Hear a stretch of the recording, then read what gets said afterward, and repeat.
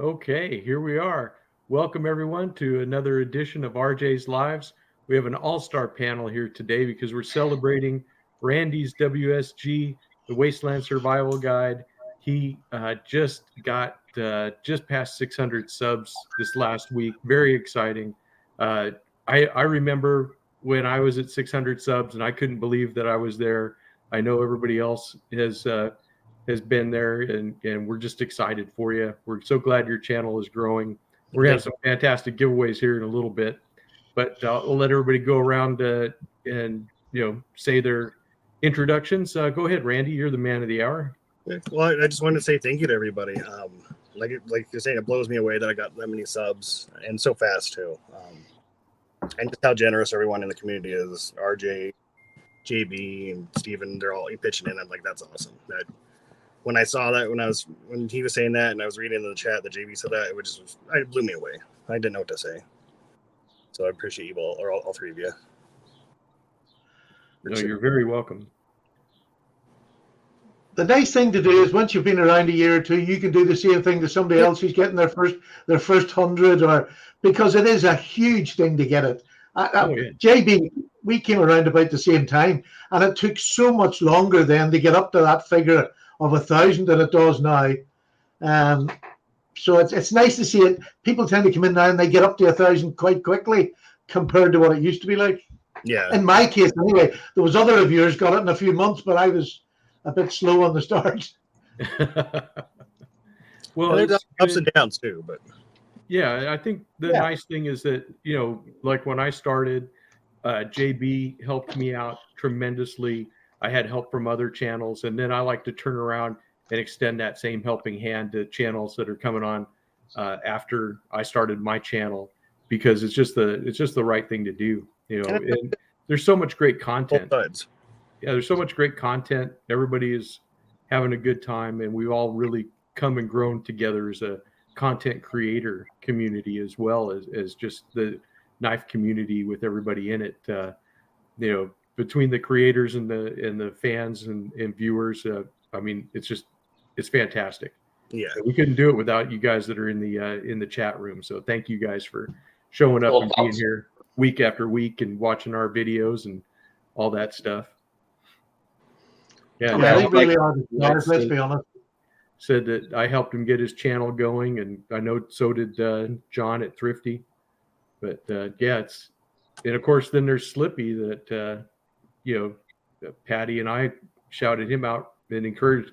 Patty bullied me into starting a channel. That's how it started. Right. Probably my best work, Matt. You're definitely a protege. Thank you. Patty passed the torch. Yeah. Go ahead. It's nice because there's more and more YouTubers now that are coming from across here in the UK that are joining in, and that's just brilliant for me. I love to see homegrown talent and let it spread, get the community spreading a bit. Well, I think for us in the US, we really enjoy seeing the content from Europe and the UK, because you guys are living under a different set of rules, but we all still enjoy the same kind of knives. Plus we can show you guys stuff you can't have, but then again, you guys have access to stuff that's hard to get over here too. So it's, fun for us to see. Although that's getting better again. Now you can get Arthur Wright knives here in the States. Right. Which is just fantastic for people to get a go at them. Yes. Instead of paying the shipping costs. Right. And then companies like Twisted Assisted and stuff too have started to come on more, and they started over there, and they were really exciting knives for me to see. That's for sure when they first came out. And they're posting across the States, and he does it as cheaply as he possibly can, which is again win-win all the time. Absolutely. He's at Atlanta Blade Show this year as well. Yeah. He is, yeah. You're going to Blade Show, right, JB? Yes, I am. Awesome.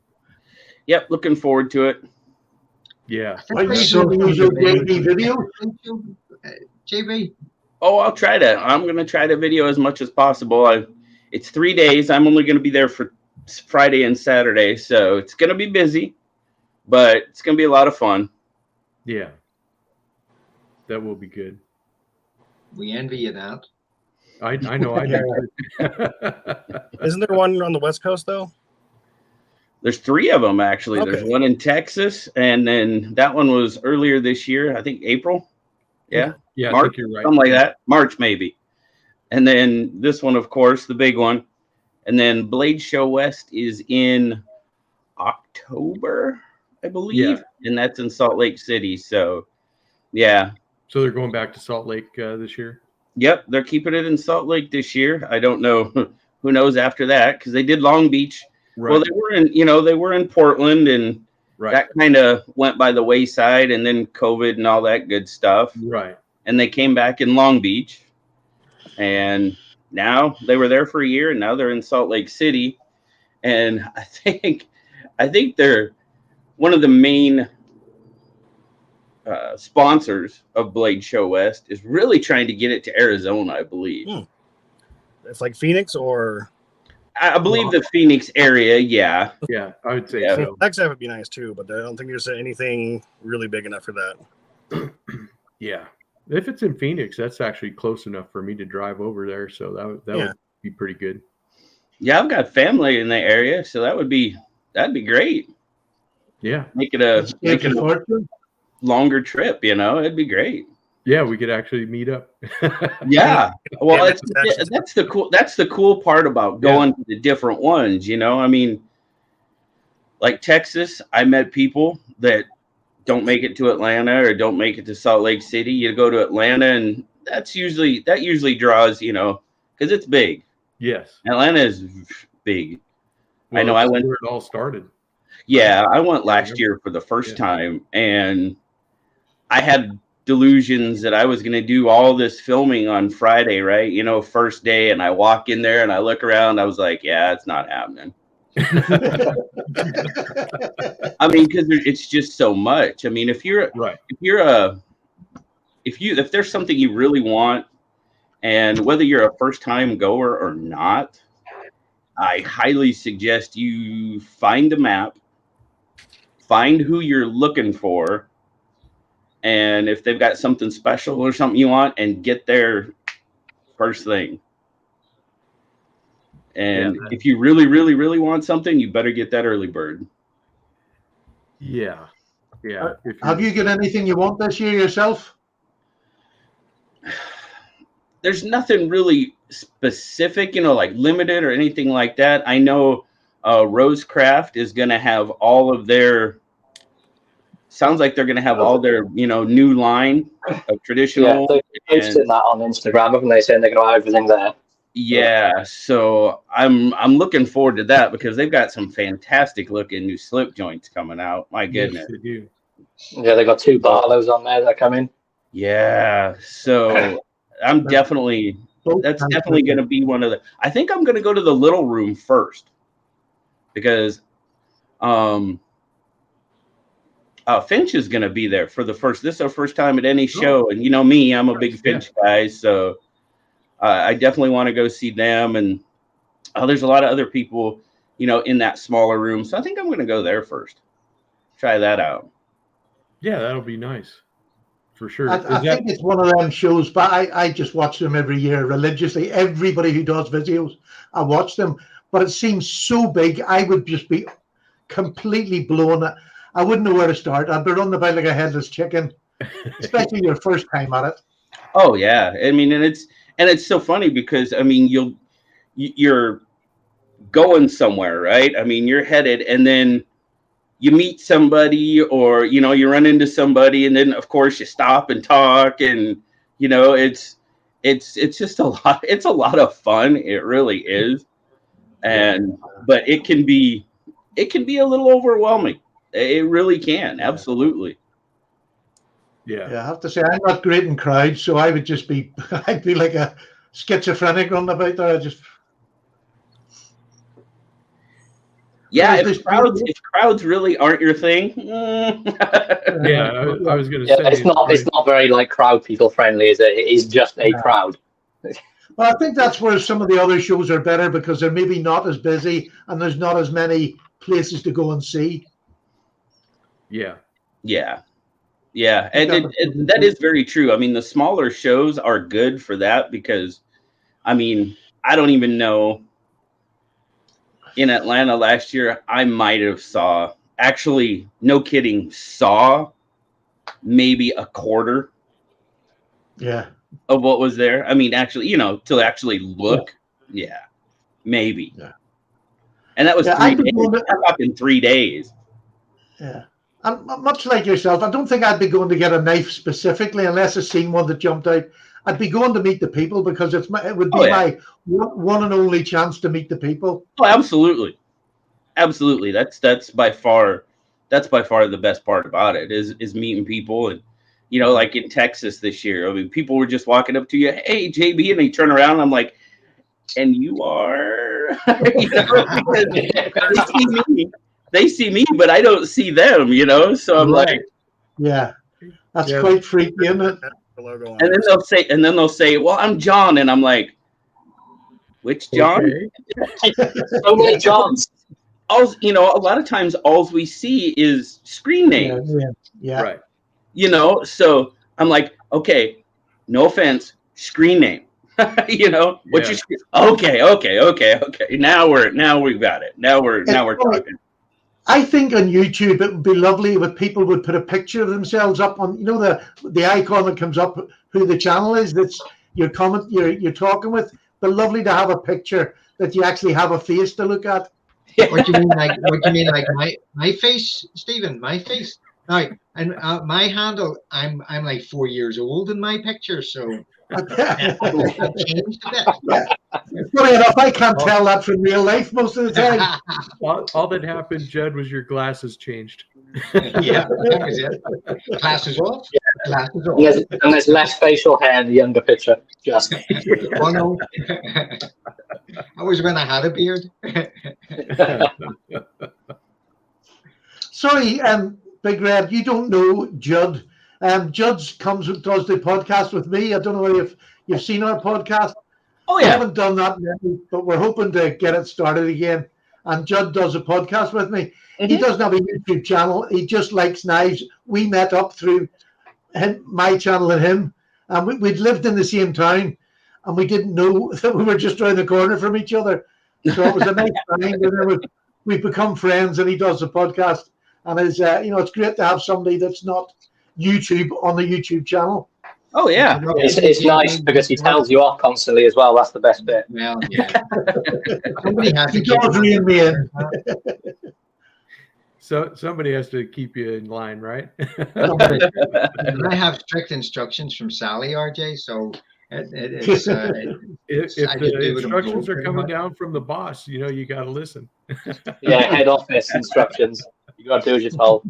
We all do what we're told. Don't kid anybody. Exactly. Maybe can I put in a request though right at the start here? Because I've been watching some of your videos, and the thing that stuck me in was the whole Finch knives things, because I haven't. It's not a brand I'm familiar with at all. So I've got a couple of questions for you later on when we get into it. So brace yourself. I don't want to sort of ambush you with it, but brace yourself for that later. Okay. I don't think, do Finch sell any knives over here in the UK? I've not seen them anywhere. I've never seen them either, Stephen. No. Some of them are cracking looking. They really are. Yeah. Yeah, I'm pretty sure they do have. Let's see. Yeah, international. Let's see. We've got Knife Company in Australia, House of Knives in Canada, Lamina in Finland. Oh, they ship, yeah. They ship. Lamina, that's not a bad one. Kapuga, I guess, in Poland, Atlantic River Outfitter in Canada, Messer Conter in Germany, and I can't even pronounce that word, in France. So no, they don't do. Heine doesn't carry them. No. But which one did you say? Lamina? Yeah, they ship to the UK. They carry now. To be perfectly honest with you, I haven't dove into those dealers to see their stock or really any. You know what I mean? So I don't know. There's another good dealer called Moonraker. Okay. I like Moonraker. It's easier to get into Moonraker than it would be Heine because they're quite they don't sort of expand as much as I think they could. But maybe that's a building size or something. I don't know. But Moonraker are pretty good. Okay. But lovely to see more. On a website. There's no Finch knives unless they're under a different name. But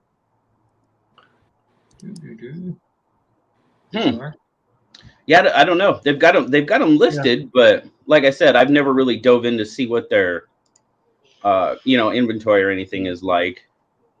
Why would you? Yeah, that's right. Exactly. Well, trust me, there's other people in the world besides the U.S. So I mean, Get out of here. It doesn't hurt to take a look. No, it's an awful lot more of the US are starting to bring their knives slowly but surely. They're coming over here, which is nice again. It's nice to see that because there's definitely more and more collectors of knives now in the UK than, good God, when I started, there was next to nobody. Well, it's just you, wasn't it? Yeah, for a long while, there was a couple of people, but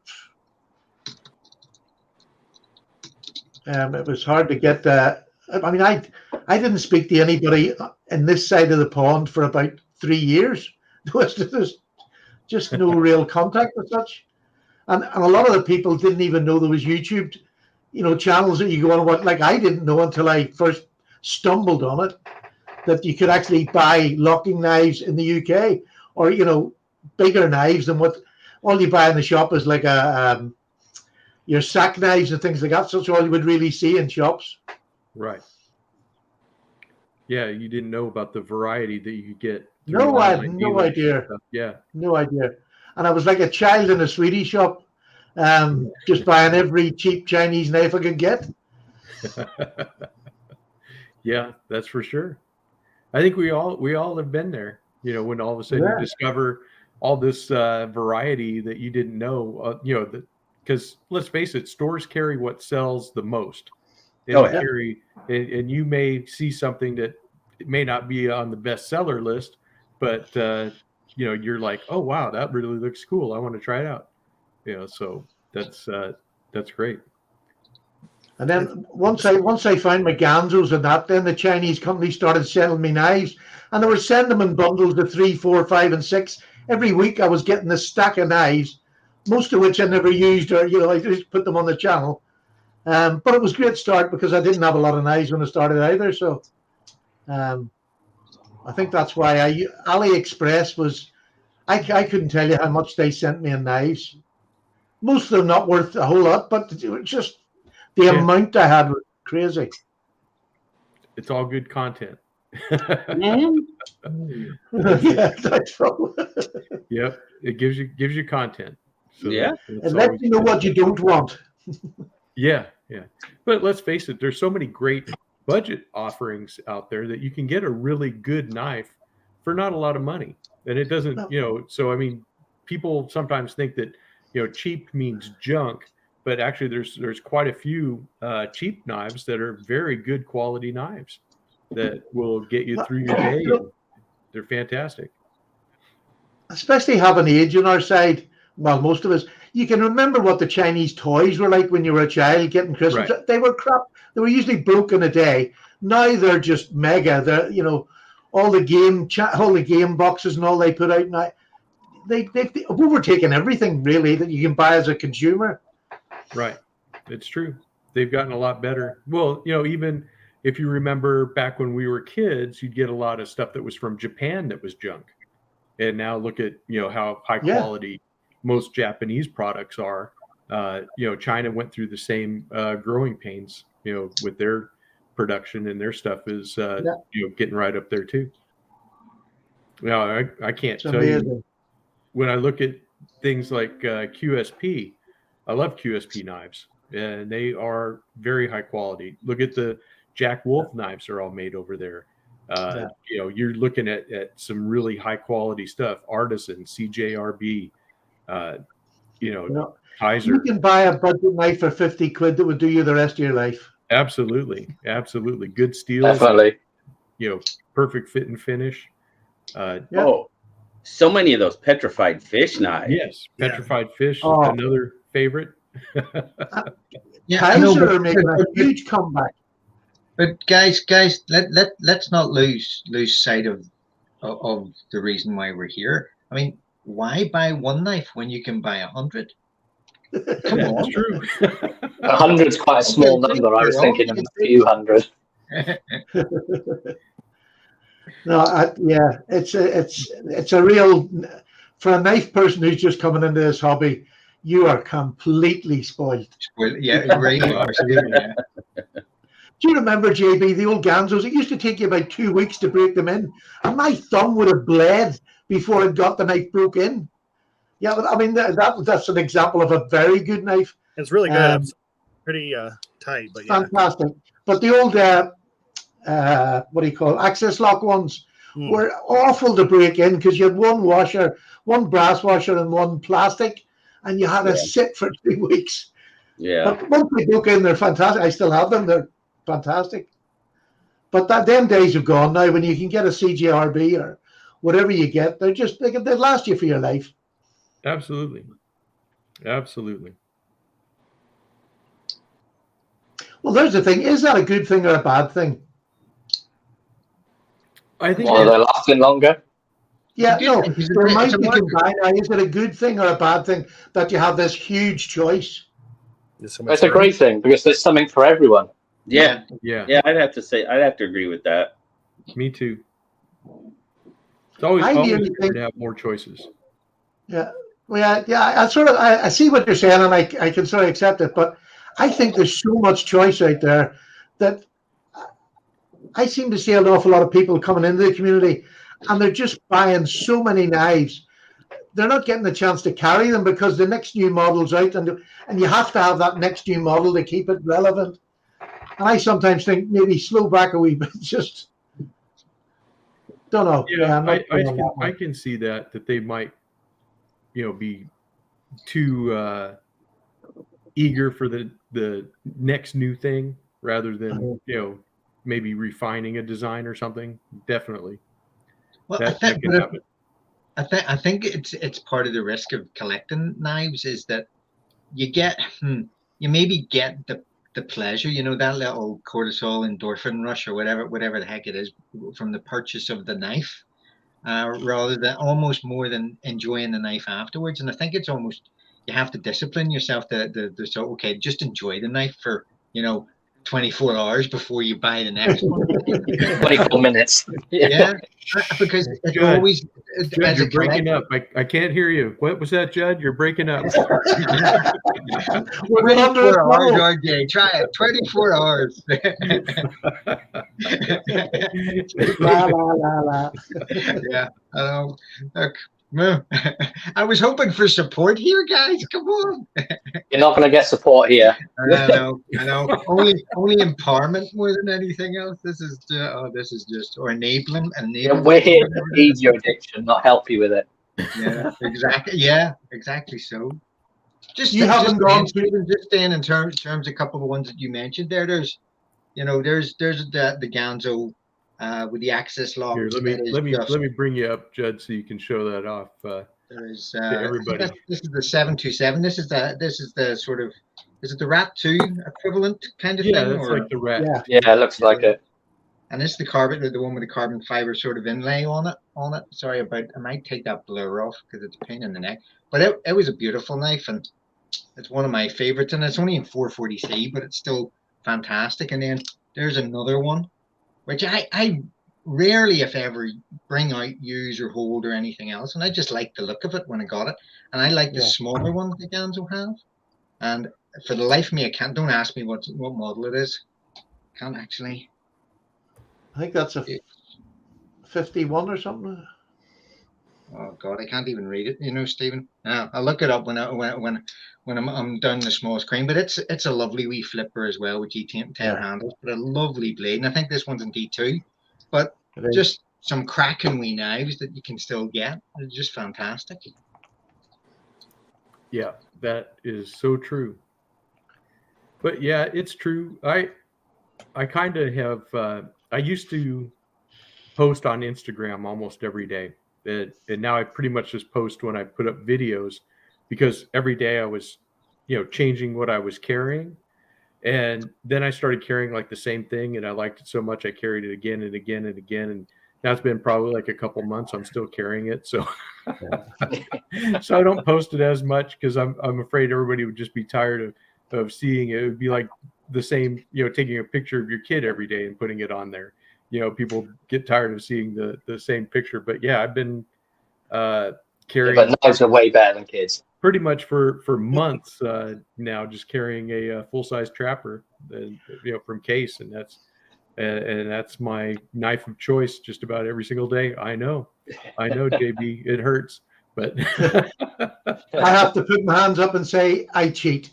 Sometimes I put pictures of the knives that I've just taken out of the box, and I put them straight back in the box after I've taken the picture.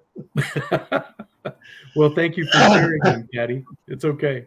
We're a judgment-free zone here. So No, maybe in your squares, my square is very judgy. That's right. We don't want to run you off or anything.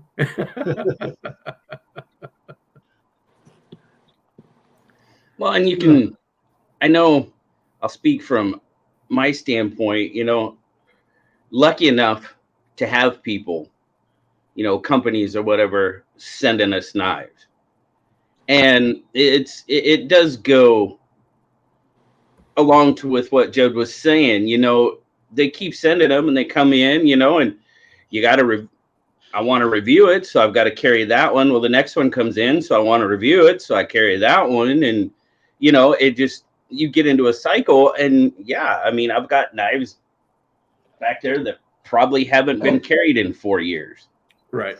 Yeah. And I mean, it's just, but it's not such a bad problem to have as far as I look at it. So, right.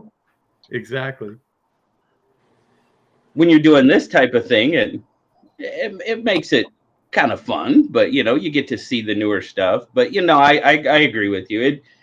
There stuff is coming out just so quick. Yeah. That it does. I mean, it does get overwhelming. Absolutely. Because somebody will text me and they'll be like, "Hey, have you seen no, I haven't seen that one yet." Right. Hey, did you see? No, not yet. I'm still, especially some of the Chinese companies as well. They're just firing them out. Yeah. I'm still working on these 30 over here that I'm trying to figure out. These ones that came out in 2017. I'm still here. Yeah. And which is definitely a good problem to have. Exactly. It's absolutely. It's good to have a nice reserve of stuff that you're getting around to, although it may not be as quick as some people want to see it or whatever. But right, definitely, it's a good problem to have. It seems that with variety, a lot of them they look the same too to me. I'll see. I just saw that knife. Like, oh no, I didn't. It's a different name. It's a different company. Yeah. I see that. Well, I mean, you can only have so many different shapes of a little stick, that's 4 inches long. Yeah. I mean, they're all going to overlap eventually, especially with the quantity that's coming out. But this is the upside of that you have an option. You don't have to go that way. I mean, I went that way in the beginning because, I needed, I needed it just to fund what I thought was to show knives on the channel. But I backed off about 2 years ago. And now I have about 3 or 4 companies that I take knives from. But it wasn't to do with taking the knives or reviewing it. It was I found myself overcommitted that I wasn't able to give the time to actually carry it, using it. Right. And I backed off, but it didn't affect the channel, I'll have to say. So people are not, there's plenty enough subscribers out there, considering half of them that watch our shows are not even subscribers. There's enough people out there that will watch whatever you put up. And I think that once I accepted that, it was, let's go. And when I changed from locking to more traditional, then my numbers slowed up because there isn't as many traditional people out. But that's changing now again. So it's an ever-changing process, and you just try to fit in wherever you can. Oh, yeah. But there's room for everybody, definitely. Oh, yeah.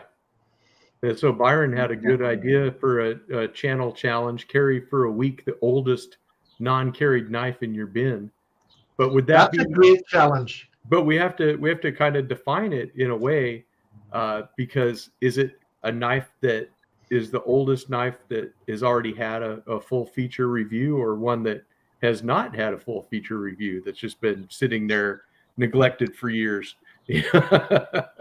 I would say if it had a review, that would be better because you can actually go back and re-look at your old review of the knife you're now reviewing. That would be nice for people to go back and watch your old one and watch the new one.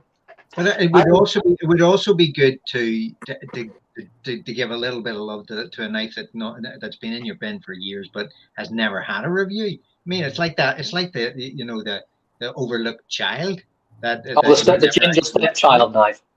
Yeah, exactly, the stepchild knife. Yeah, the ugly stepchild knife, even. Right. I've had this one for 7 years. I'm gonna do a review on that one.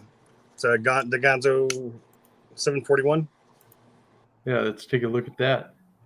It's the old Benchmade type copy on it. Yeah, it looks sort of like the QSP. Is it the Hawk, the blade shape? It very much does, yeah. Very nice, Randy. I like that one. 7 years? It looks virtually brand new too. Well, it's been in my closet for 6 years. Started playing with it. Yeah, I've been in the closet myself for a few years. I'm only just coming out. The worst thing that ever happened was you came out of it. I'm glad this is all recorded for future content and use. Yeah, you're right, Byron. I think the viewers will have a win-win either way. Yeah, so we'll do that. I think that's a great challenge. We'll have to actually issue that as a video challenge. Yeah, because like Randy, I mean, that was my first knife ever, which is a Victorinox Handyman. I got that in 1989, I think, or 88, and I haven't had it in my pocket in 20 years. So it would be a lovely opportunity to carry this thing again. So yeah, even just for pure nostalgia. Right. And that's part of the fun of it too, because I'll look at my collection. I'll be looking for knives even to pull for this show, and I'll see one and I'll be, oh yeah, I remember you. The one there in dust in the corner. Sorry, I got dust on you. You know. Yeah. Gonna wipe you off a little bit. You know, I can honestly say this is probably the first time in 6 years I know every knife I've got, and it's all there. Literally a few boxes. That's it.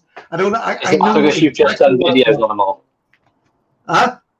It's just because you've done collection on videos on them all, isn't it? You just did one today. I've got about another 10 collection videos to do. I'm just doing them in small batches. No, good God, I bored people enough in half an hour. Can you imagine 2 hours what I could do to them? Yeah. The mental health of this country can't afford me. They'd be in their wooden suit by the time you finished. Fantastic. Cohen asked, Judd, did you buy the new SAC companion with the new box opener tool? Cohen, no. I've yet to be convinced about the new box opener tool, and I much prefer.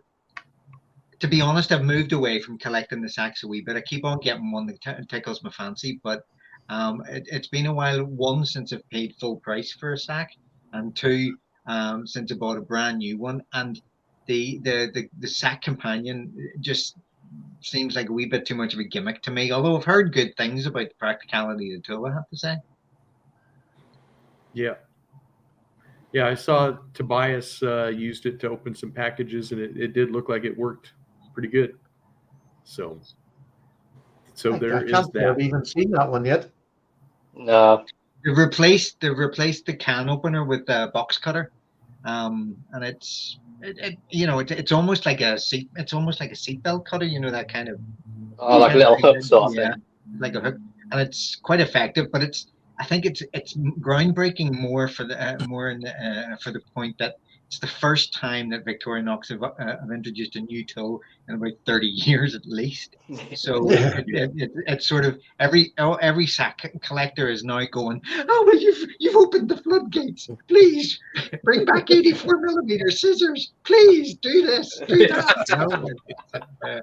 Everybody's getting excited because by every sack collector, was that an impression of yourself? Yeah, pretty much. Okay, Slippy, okay, back off. Judd Play nice, building up Slippy. a real. It's only Judd his has first really time. got a good Alox collection there. It's just amazing, his Alox collection. Yeah. Did you get the new lightning yellow stuff? Yeah, I've got the getting hold of Alox is difficult in the UK, and it's when you start down the Alox line, it's another one of those things or just like your trappers and your finches, JB. Yeah, it's like a helter skelter. You're not getting back up the slide.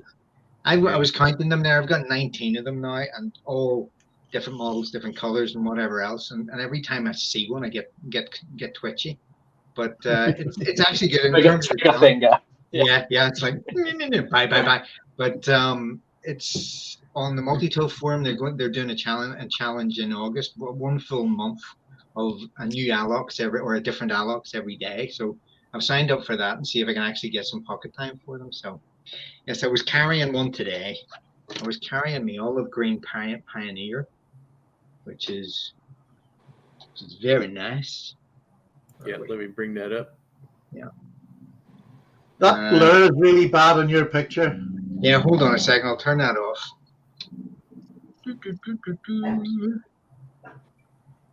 Stephen, one of these days I'll show you how to do this, okay? I wouldn't bother. You're wasting your breath. So there you go. There it is there. And the beauty about it is that I have it sort of matching little brother, which is an Alox mini champ. And the two of them go together very nicely, which is quite cool. Yeah, I recently just got a mini champ. I think it's fantastic, a little tiny one. Yeah, they're a great wee fifth pocket knife. You can't go far wrong with them, really. Hi, JB, have you been into the sack knives? I can't remember seeing them. I've got a few. I love the classic SD because it doesn't take up much room in your pocket, and you've got scissors, you've got a blade. I mean, it's a great little knife. It's you can. I don't want to get too bold and say you can do almost anything with it, but really, you almost can. I mean, it's just a handy little tool. I mean, and then of course, the Pioneer X. That's my favorite. Larger sack because of the scissors. I love those things. They're, so, and Alox. I tell you what, Alox looks good in any color. I don't care. You're not wrong. People are like, because what was it? Was it 2 years, 3 years ago, whatever, that champagne came out? Yeah. It was kind of that pink. It was a slightly pinkish. Oh my goodness! You get that in Alox, it's gorgeous. And then you got all of these. Oh yeah. I mean, it really does. It looks fantastic. I think there's some of it. Orange. These are all Pioneer X's, JB. So there you go. Oh yeah. So they're just amazing, those two. And then last year, for some reason, they just went, I don't know, very Presbyterian. They just went like space gray. Gray, yeah. It's just a very boring color, but yeah, but it looks good. Have this year's knife, that kind of thing. So what do you think about that question, Judd? Inline all absolutely fantastic on the Pioneer. The back tool all on the most traditional, most Celador 91 millimeters. I wouldn't thank you for it. I suppose you could use it as belt punch and things like that, but it because it's on the T of the handle, I don't get an awful lot of use of it. But the inline, in reality, you're not really going to use that owl on the back, are you? No. But I love an owl on a knife. I think that's fantastic. Yeah. The GEC do their one with the owl on it, and it's in line, and it's so much easier to use. But I'm the same with even a Phillips driver on the back of the sacks. Yes, it's better than a corkscrew, but it's too big. You can't see it. You've got to get in anywhere. You've got your fist around it. It's so hard to see past it to use. Can you not see through your hands? But yeah, I think the back tools could nearly go away on all of them and just have them all front tools. and in line, like the screwdriver should be in line and locking. The oil should definitely be locking, because that can be a hell of a dangerous tool if you just forget yourself and put too much pressure down. Yeah. I think for myself, I've never really found a use for it. I don't really use an awl or need to do anything with it. But I mean, I'm kind of glad it's there on my bigger sacks. But I definitely see where it's more useful coming out of the end jud instead of out of the back. Because the ones I have, they're back tools. So I just love it for woodworking. Yeah. Apart from anything else, pre putting a hole in before you put your screw. Yeah. And I think it's so handy for that. It's really good for punching holes in plastic as well and hard. And I know I've used it to punch holes in, not even punch holes, but without the plastic cracking, you can just sort of work it out. So as a wee sort of wormhole, and just screw it out. It works quite nicely. But the main problem with the back tool is that it's always on a Swiss Army knife. It's always the first knife that stiffens up, and then you end up breaking your fingernails trying to get it open. And it's always the first one to go. So it's a nightmare for your manicure, apart from anything else. I wouldn't know anything about that. Of course not, Slippy. Of course not. The manicure is so important for us hand models, True, RJ, true. Keeps food on the table. That's right. That's right. This is 100% the best tool on the sack. The inline screwdriver. Yeah. I got Justin to make me a sack up with one of those on it. Yeah. And it's even got a nice snap on it. It's not going to sort of break really easily. No. So you can do a bit of work with it. Yeah. But the awl we were just talking about on the back, it's not for me. Right. I mean, it's like the screwdriver when you're holding it. I mean, look how much is really coming out. Even if you want to grip it like this, you can't really see what you're doing. It's fine for putting a hole in the belt or something like that. Yeah, if you're just using it quickly, it's fine. But you won't want to be doing any sort of you won't be using it for an extended point of time. It could also be used as a get off me tool. Yeah, it's very good as a get off me tool. But I don't condone violence, but if you sort of hold it like this, it's a very good get off me tool. Yeah. Yeah. Yeah, of course, it's one of those things that you have to kind of be ready for it because it's not like it's fast boy. Yeah, I cut my nails recently, so let me get my pick out of my pocket. Hang on, let me find something to open it with. Exactly. Please excuse me while I get the tweezers off the side to open the awl so I can punch you. Oh, we've all been there, Matthew. We've all been there. Well, what do you guys say? You about ready to celebrate this 600 subs with a 100%. 100%. Okay. Stuart asked, does anyone use the sack cap lifter to open jars? It pops them open great. I've never. Yes, I do. Okay. I do. It works very well. I have to try. Especially if if you get pickled stuff, it can sort of get seized on the top. You can sort of get a little bit of air underneath it and it just twists off. That will definitely help with those pickle jars. That's for sure. Yeah. For some reason, they've got those things on there so tight. The trouble is, when I was younger, my dad just got the fork and jammed it in the top and then just peeled it off. So I still do the same thing. Yeah. I mean, if you're going to use most of the jar, I normally just get a blade and just punch it all on the top. I just learned what the half stop was for. Last Chance Knives did a video on it. Yeah, it's for using the wire stripper. Yeah. I didn't know it. I didn't know why. Yeah. I trained as an electrician. I would never think of using it. Felix Himmler tells you everything, Randy. His back catalog covers everything. Did a super tinker recently.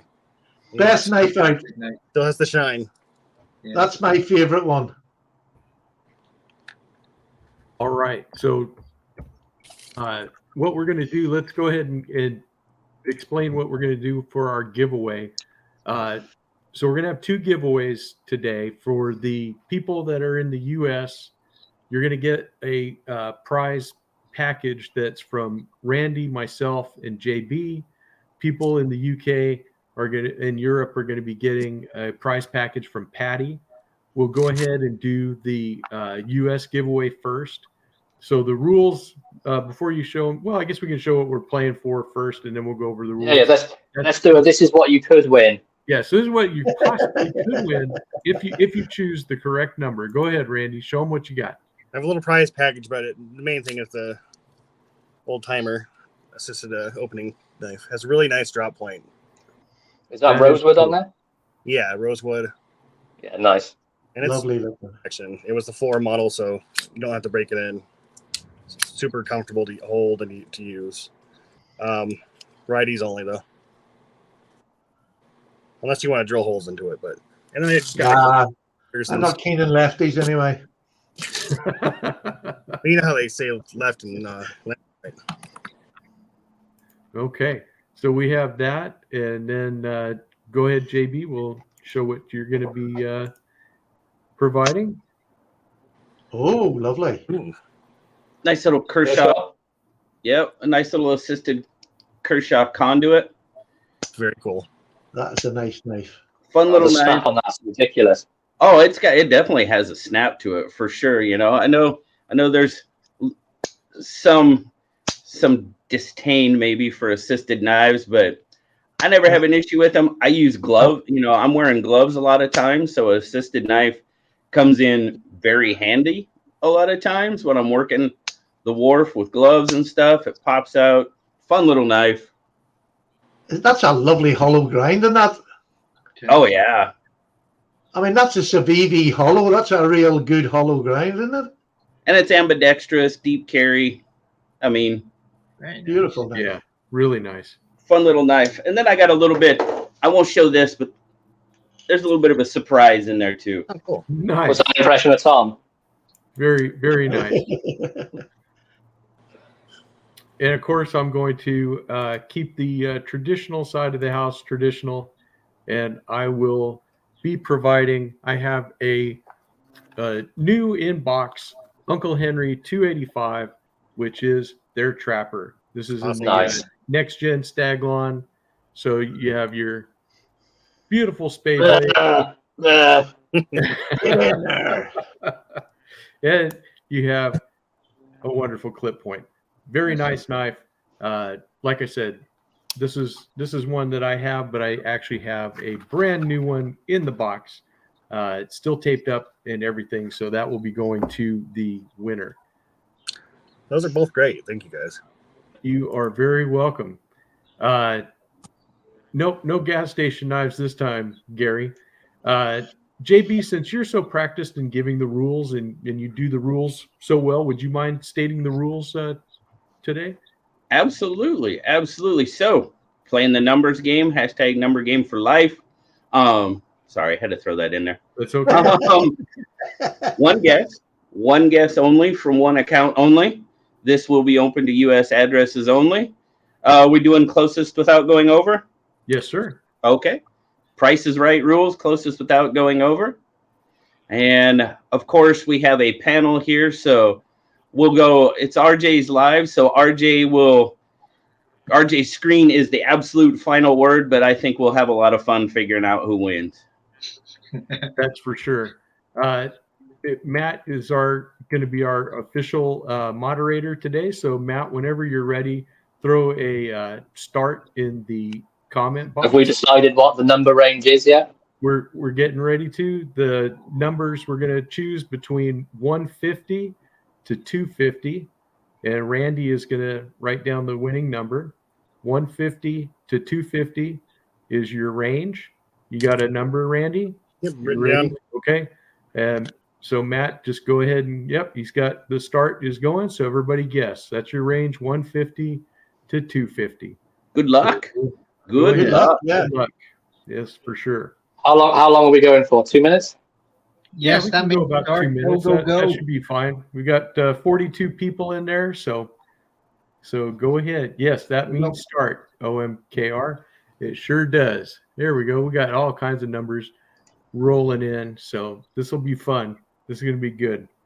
But yes, like I said at the start of the show, in case anybody missed it, I had lost my Buffalo Warrior from Roper, and I was brokenhearted. I thought that this beauty was gone. I thought I'd lost it in a parking lot. I actually found it at home last night. It was so funny because I had put away some boxes and I had this clip to my pocket, and I guess I had a box going too close to my leg and it stabbed the pocket clip into the box. And then I'd stuck it on a shelf and then put another box next to it. So then when I took out that other box, I see this hanging in a box, and I was like,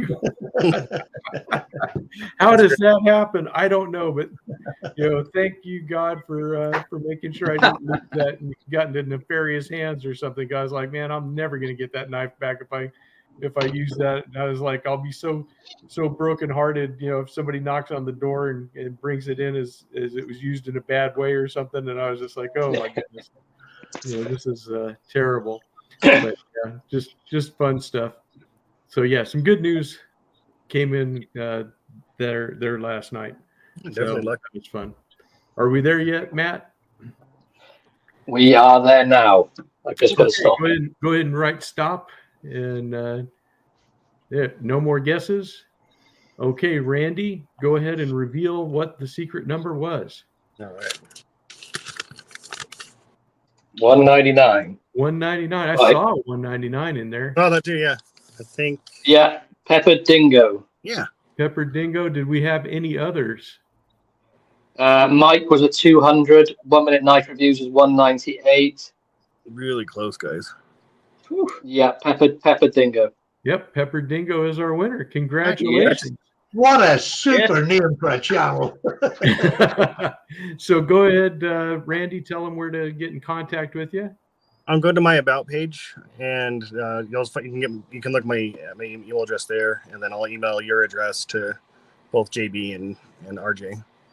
Yes, sir. And then we'll get those packages out to you as soon as we get the addresses from Randy. Yeah, congratulations. Fantastic. Yeah, congratulations. Okay. That went rather smoothly. I was expecting it to be an absolute mess. Yeah.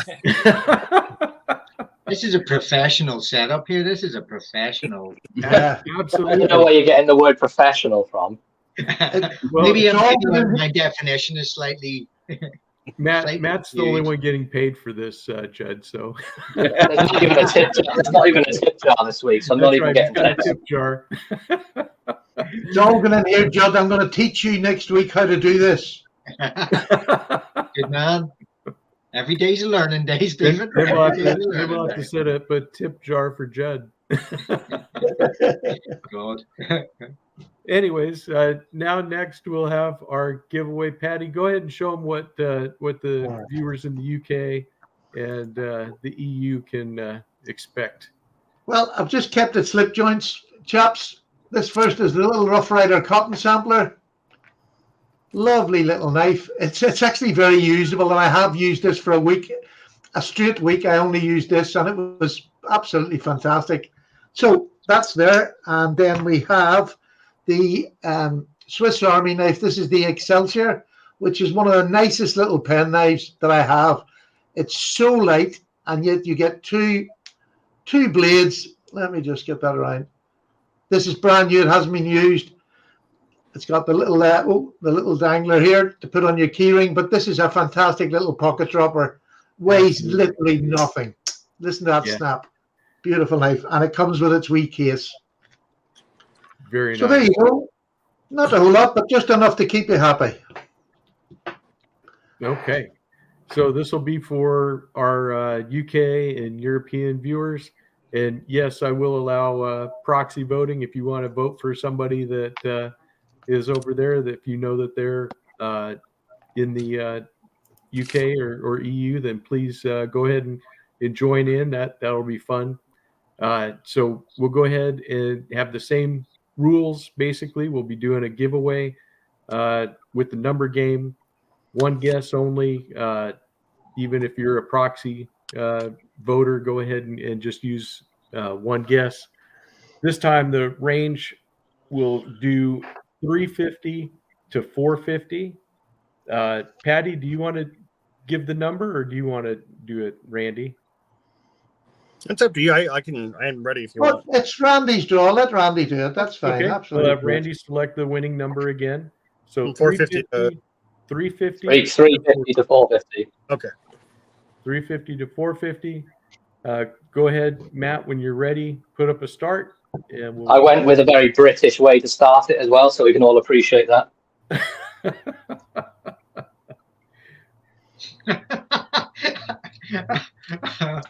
Oh dear. What does it say? If I'm one trying would to enter get the there now. guesses, that would be Oh, there you go. stupendous. Yeah. That's obviously he's betraying his classical education there, you see. He's trying to outclass all of us. Oh, the irony of that.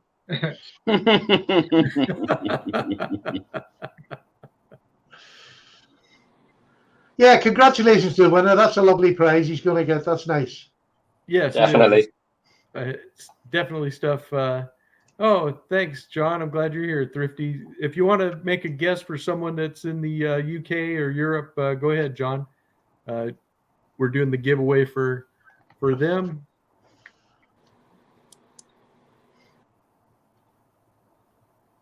Stuart asked if I could show this one again. Yeah, let me bring you up full screen while we're getting guesses. And it's just called old timer assisted opening.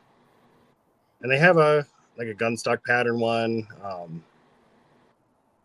I can think of quite a few, but this one was real nice. I like the stone washing on the blade, or the real satin, is it? The bead blasted, but yeah. Yeah, that's the one. That's what I'm trying to get. I'll get some light on there too for you. It's a nice shape of a blade too. Yeah, interesting. Yeah, really nice. I really like the wood though.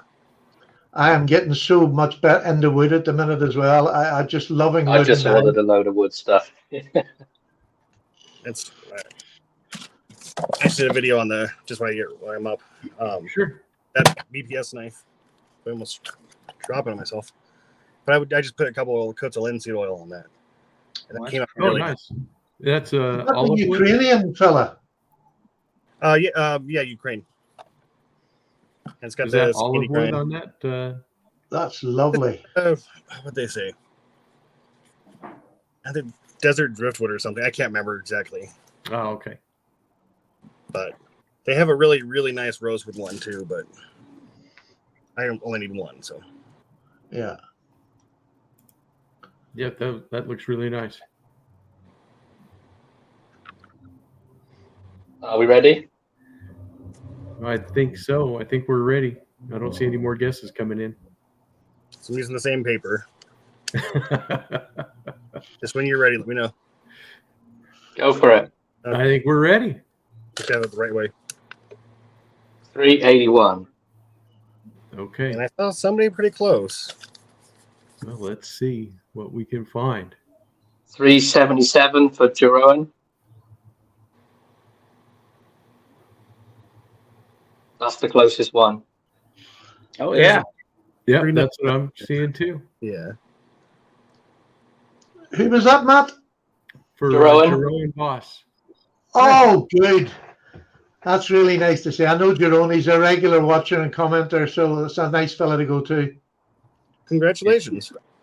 Yeah, that's lovely. Well done. I'll get them out here on Tuesday because it's a bank holiday Monday. So I'll get them out on Tuesday. Sounds good. Send me your address, Jeroen. You know, man. I think you've maybe won something else I've done before. But anyway, if you send me DM me to Paddy's Potato Peelers on Instagram, and I'll get it out to you on Tuesday. He's got it all right, has he? Yeah. Congrats to the winners. Yeah. Awesome. Absolutely. Thank you, Randy, for giving us a chance to do this week giveaway. It's really nice to support the subs. Really fun. So yeah, it went nice and smooth. Yeah, it sure did. And the other thing I forgot to say, and I'm going to say it now, is you have to be subbed to Randy's WSG. Yeah. Yeah. So get in there now before it's too late. We could change our mind before this show's out. Where's the shameless plug card? Yeah. We missed Tom already. Exactly. I will not do a shameless plug. I'm sorry. Tom would have been all over that. Well, this is Matt's first time in the driver's seat, so. I forgot all about that. But yes, please go and sub Randy, because he's the person that made this possible. And he put a lot of hard work into his wee channel, and it's growing great. Yes, Appreciate it is.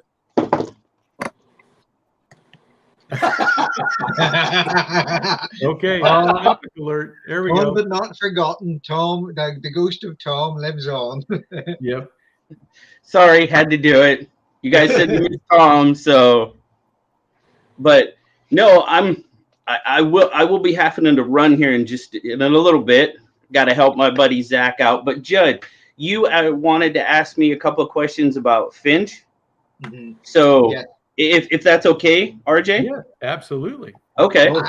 I specifically wanted to ask you about, I don't know if you've even seen it, JB, the Finch Chernobyl Ironwood. Yeah. It's just I don't know, it's reaching out and grabbing me by the throat, basically. It's one of those, I really, really like the look of it. And I think there's been a couple of conversations going on about sodbusters not so long about, but I know it's a flipper, but it's absolutely that's nice. Let's go ahead and bring that up full screen. That is beautiful. Yep, I like the Chernobyl ant. I was lucky enough to handle one of those too. And what do you reckon? That's nice. I'm sorry, Jed. Say that again. Would I recommend it? Oh, yeah. I mean, it's a nice little slender, light carry. Absolutely. I don't have overly large hands. I've got about a 3.5 inch finger width there, which it fits me absolutely perfect. And you get 2 hands on that. Yeah. No, it's a beautiful knife. Absolutely. And the ironwood, it's a lot darker. It's nice. Yeah. The wood on it is stunning. It really is. And let's see. I'll give you I forget the weight on it, but it's coming in at just about 2.5 ounces. So it's a nice light carry. Yeah. Beautiful. And the last Ranger sort of noticed it as well. I mean, it reminded me of a sodbuster. Oh yeah, absolutely. Absolutely. And that's the thing about Finch though, is a lot of their these modern knives, they've definitely got that traditional influence to them. Yes. A lot of them do. For sure. Even the handle shape and everything. Yeah. All about it. Oh, yeah. Yes, Cohen is right. It kind of looks like a Sodbuster Jr. Sure. And it does. The Finch knives are just fantastic. They usually, in my opinion, not that I'm the Finch expert, that would be JB, but they always it's like they take a traditional design, they link it to a historical event of some kind, and then they put their own spin on it. Absolutely. 100%. And that is exactly the kind of stuff that appeals to a knife nerd like me.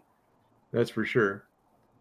I'll get to you in just a second there, Patty. No problem. See the buffalo tooth. Is that the mammoth toe, or what do you call that one? The buffalo tooth. Buffalo tooth. The mammoth toe. Sorry. That could be their secret. Oh, look, that's like a sunfish or something. That's exactly. Exactly. They took that elephant toe sunfish pattern and basically made it their own, Yeah. And that mother of pearl is just. It is fiery. It's gorgeous. I mean, it's beautiful. Is that on a titanium frame or is it stainless steel? steel? Yeah. No, it's titanium frame. Fantastic. Yeah. And they use 154 cm on all their knives. It's just the action is just. I start to understand why you like their knives, JB. Well, and I mean I tell the first knife they ever made, and I'll grab it here, was the Runtley. And let's see. There we go. Talking about wood. We'll get some more wood in there. But this, the Runtley. And it's patterned after a fishing lure, which if you can't tell, I love to fish. right? Yeah, we know it's a little bit. You might like the fish. Yeah, it's a little bit. I mean, Yeah. but I mean, it's a knife. It was patterned after a fishing lure. I mean, they had me from the get-go. You know what I mean? And this is just a great little utility knife. You know, it's nothing. It's not huge, but I tell you what, it's going to do 80% of what you want to do with it. And I believe this one, oh goodness, is this Kuborsha? I hope I said it right. I think that's how you say it. It's nice now, I have to say. Very nice. That is a fantastic pattern too. I like that. Oh yeah. I mean, that's like a ram's foot on steroids kind of thing. But, yeah, kind of. Yeah. And I mean, just all their knives. I mean, here you go. You've got the, then you've got the 1929. That gives me a little bit of that cotton sampler vibe, a little bit, not a lot, because you don't have a whole on it. But Barlow as well. Yes, that's the so vibe I mean, I always got off it. Yeah, so I mean, it's just I like their blend. That's the biggest thing for me is I really like the blend of the modern and traditional for sure. Yeah. Best of both worlds. Yeah. Yeah, let's be honest. That's what Jack does as well. I'm sorry, Jed? So I appreciate taking the time to answer that question. That was brilliant. Oh, absolutely. I'll talk about Finch knives all day long. I'll make you sick of them if you really want me to, but no. But I do, guys, I will say cheers to you all. I will have to run. I need another cup of coffee before I hit Zach's live. But Randy, congratulations, my friend. Thank you so much. Congratulations on 600. I hope you'll be at 1,000 before too much longer. And thank you, RJ, for having me on today. Really appreciate that. You're welcome. Thank you for coming on, JB. Always a pleasure good to have you on here. And you're always welcome. I'll show you this one before you go. Do you remember this one, JB?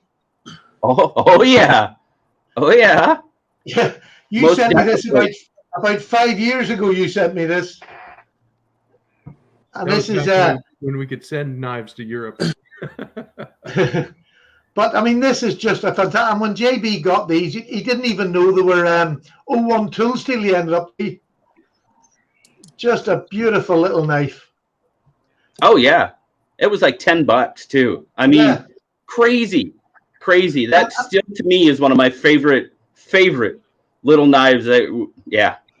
Perfect. Absolutely no reason to buy another one if you had, and that's what we were talking about earlier. You can still get a budget knife now that will last you your lifetime. Oh yeah. And here's proof. Lovely knife. But thank you for coming. I really enjoyed seeing you again. Yes, thank you guys for having me on. And hopefully I'll see some of y'all here in a little bit. All right. For sure. All the best, JB. Thanks. All right. Well, there we go. And then we were 5. Is Pretty Boy coming on? Is who? Pretty Boy. Which one is Pretty Boy? John. No, he's with family. John's his son's graduation. Oh, I thought he was in the comments. You'd said he did. Yeah, he dropped in quickly. Oh, right. Okay. Just to say hi, but then he was gone again. Yeah. I was trying to goatee so I could fill his shoes. But I was just like, no. You tried, but you couldn't. Just one more day, I would have had it. You quit too soon. That was driving me crazy. You could have shaved afterwards. But remember, beard oil is your friend. No, I need to do a conditioner or something because it was just that was at the stage where it curls back into you and just poking you. That's irritating. I hate that. Oh, you great big bunch of Nancys! What sort of a man are you? Exactly. You power right on Stephen, you're a sailor. You've got no comment.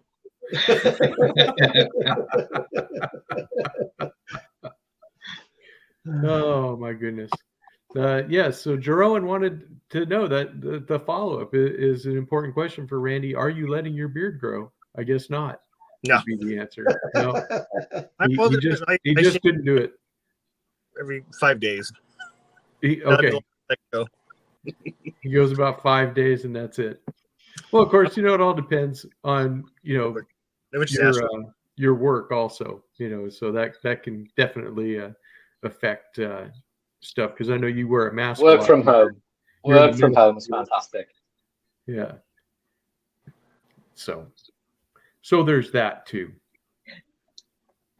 Now, Judd, I wanted to ask you a question because I'm going to bring this knife out that you've seen before, and that is this Victorinox Traveler that I was gifted, and I put on these new translucent scales. And I think you said a comment about soon you'll be taking them apart and putting them together like Legos. Oh, yeah. And I wanted to know how do you do that? Well, what did you notice when you took the scales off? What did you notice? Well, I didn't have scales on it. When it came to me, it was just the knife, just the frame. So it didn't have any scales with it. So since it had nothing to begin with, I just bought plus scales for it to dress it up, and so I went on eBay and I found a place that was selling the scales, and it had a nice little set of the translucent red scales, and it also came with the tools and that small lanyard that was on there, and it was all at a good price. I think it was altogether right around $12 or something, or $14. Yeah. Yeah, so I was like, okay, good. I'll dress it up. It was pretty easy to put the scales on, but then I never thought about going further as far as actually pulling one of these knives apart and taking them apart and stuff. I think you've done some custom work like that. Yeah, and this is the thing. If you put a pair of scales on it, what you need to end that last sentence of yours with is the word yet. I haven't thought about going any further yet. If you've changed scales on a Swiss Army knife, the first thing what I want you to do, RJ, is cast your mind back to how it looked before you put the scales on.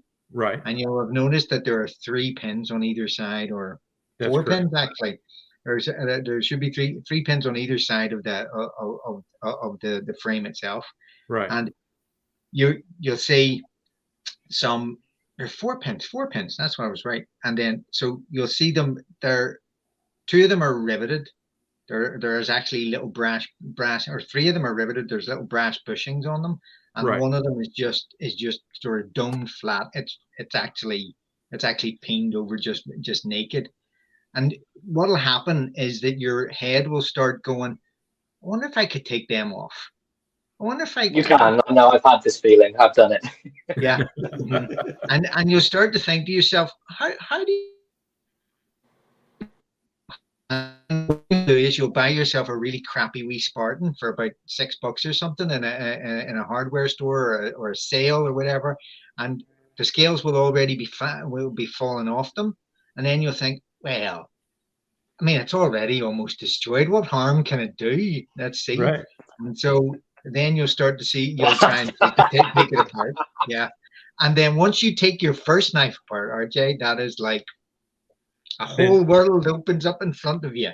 Wow. You suddenly start to realize that Swiss Army knives are just like Lego. You will start to accumulate parts. You will brush them and shine them up, and you will have them in boxes and different little containers. You will have your brass bushings and your brass pins. You'll have your liners. You'll have your scales in a separate one, and you'll start putting together combinations that you would never have even dreamed of in your wildest hallucinations. And all of a sudden, you'll become a sack modder, and that is a personal kind of hell. Believe me, it really is. Am I right here, Matthew, or not? You are 100% correct.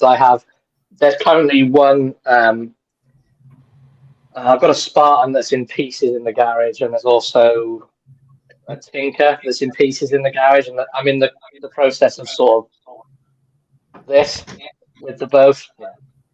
Yeah. Oh, thank you.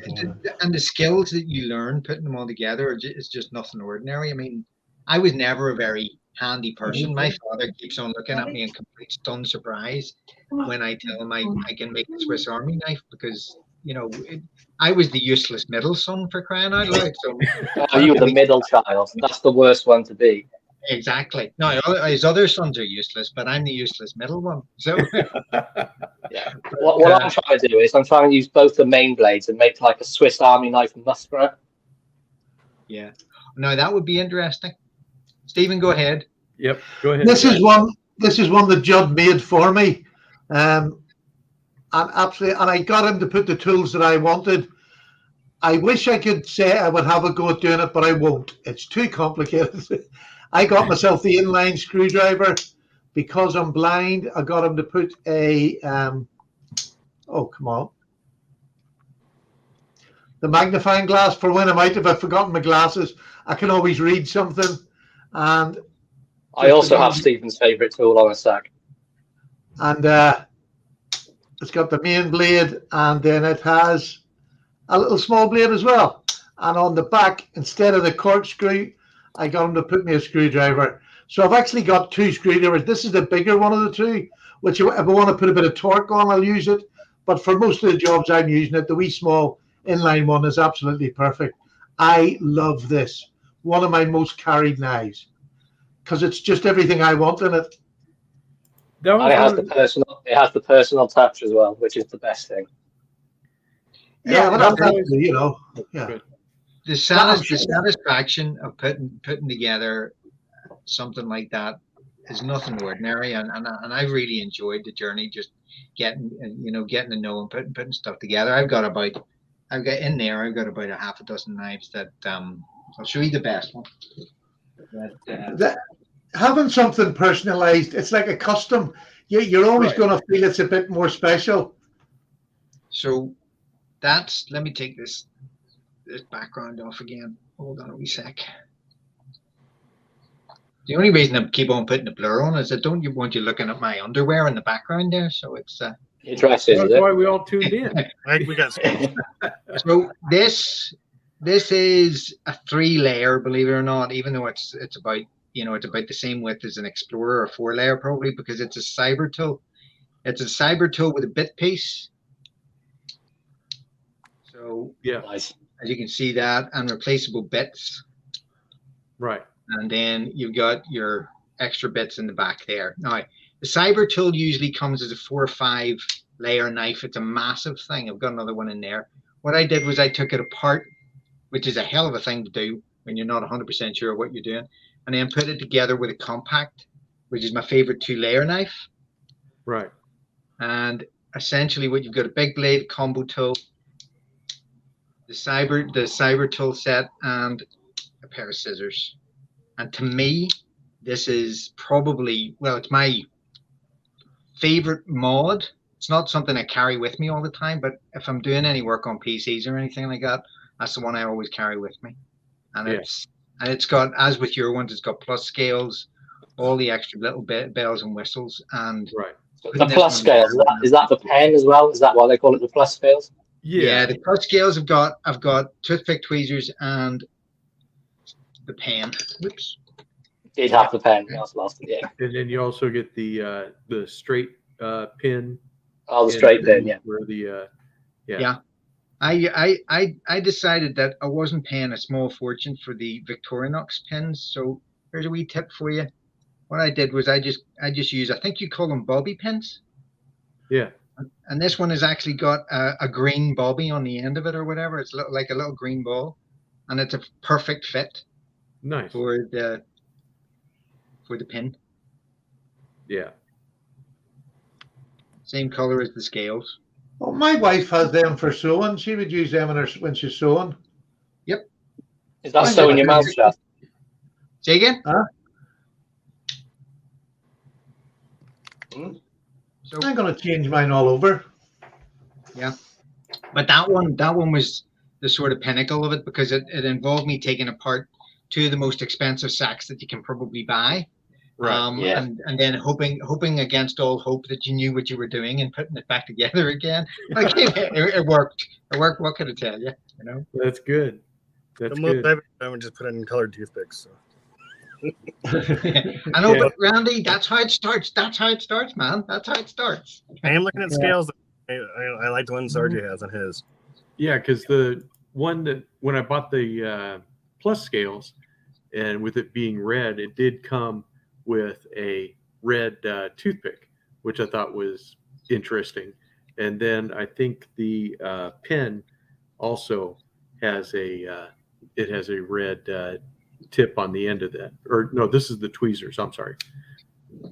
So it's only the pen is gray, but the other two tools are matching red. So I thought that was interesting. Just rip dye your red one. Rip dye the gray one. Just dip it into rip dye, and that would look lovely. I suppose I could, but then I'd never be able to find my pen. Be like, I know it's on here somewhere. Yeah, but yeah, it was a cool thing for me just to put that on, because I had never changed scales on a sack. I saw that you could get all kinds of different colors, different materials, whatever that you want for it. Then I've seen custom makers on Instagram that are coming out with ones that you can buy.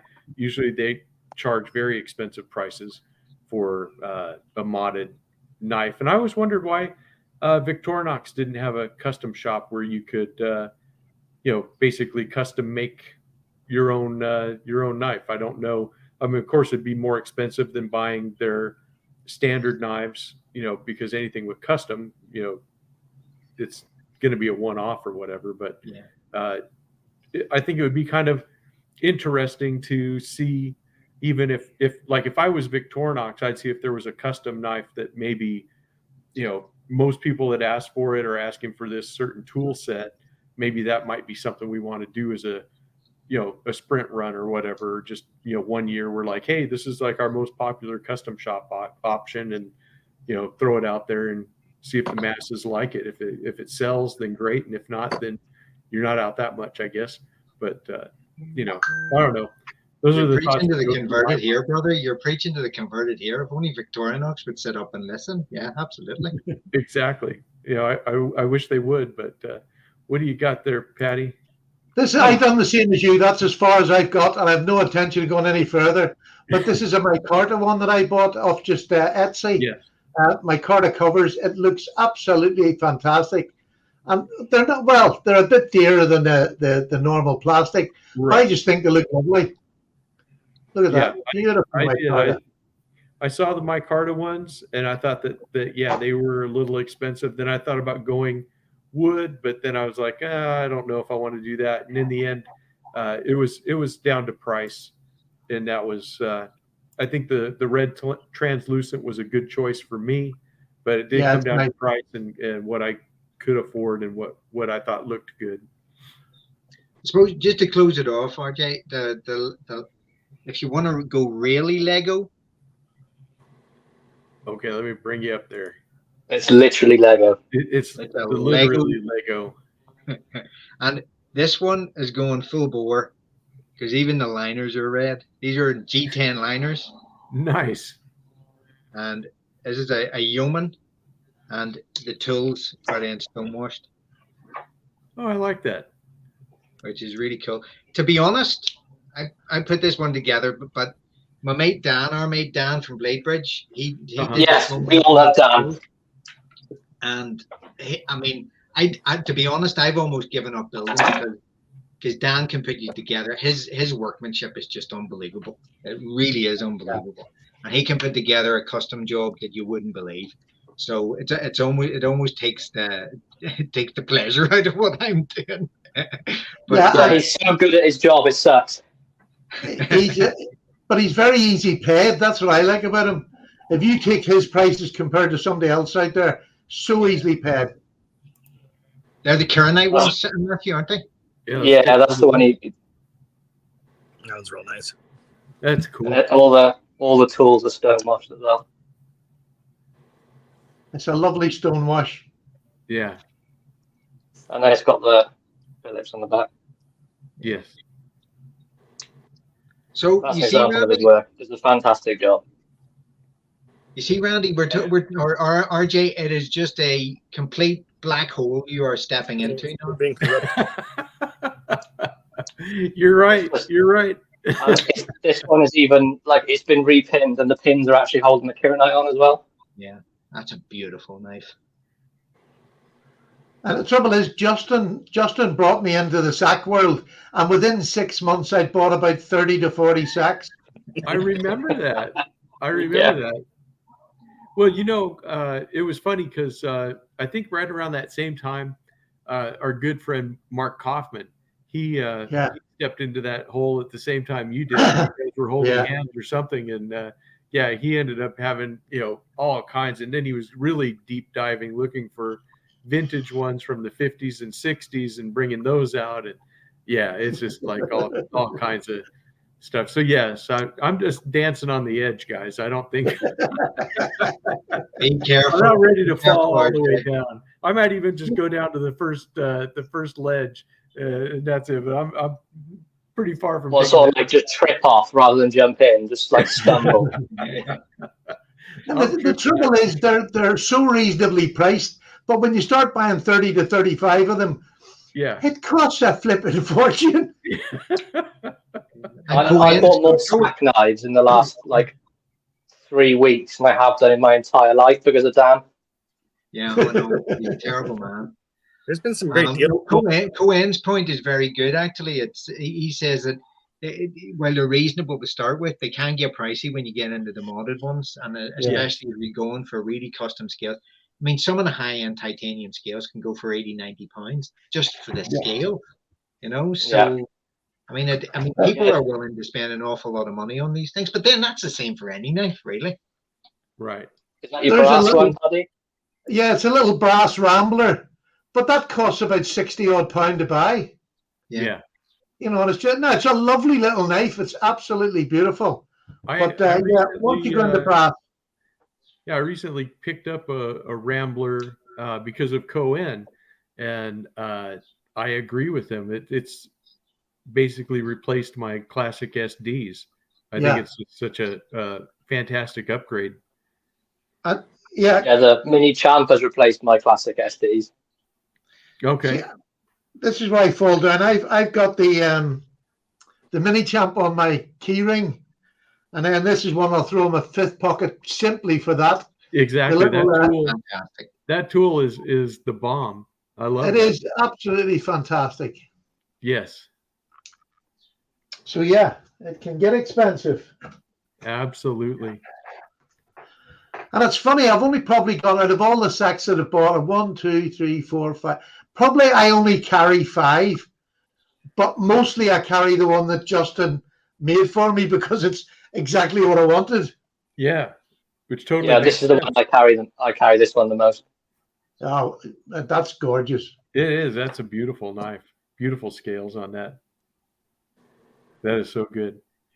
Well, tomorrow in the U.S. it's Memorial Day, you know. So Crispy Critter had made a comment that he's going out to remember the fallen and put coins on the gravestones and all that stuff. So you guys definitely celebrate with friends and family, however, but do have a small memory of all of those that went before us, all the veterans and stuff that were out there that have passed away, and anybody else that's passed away that's near and dear to you.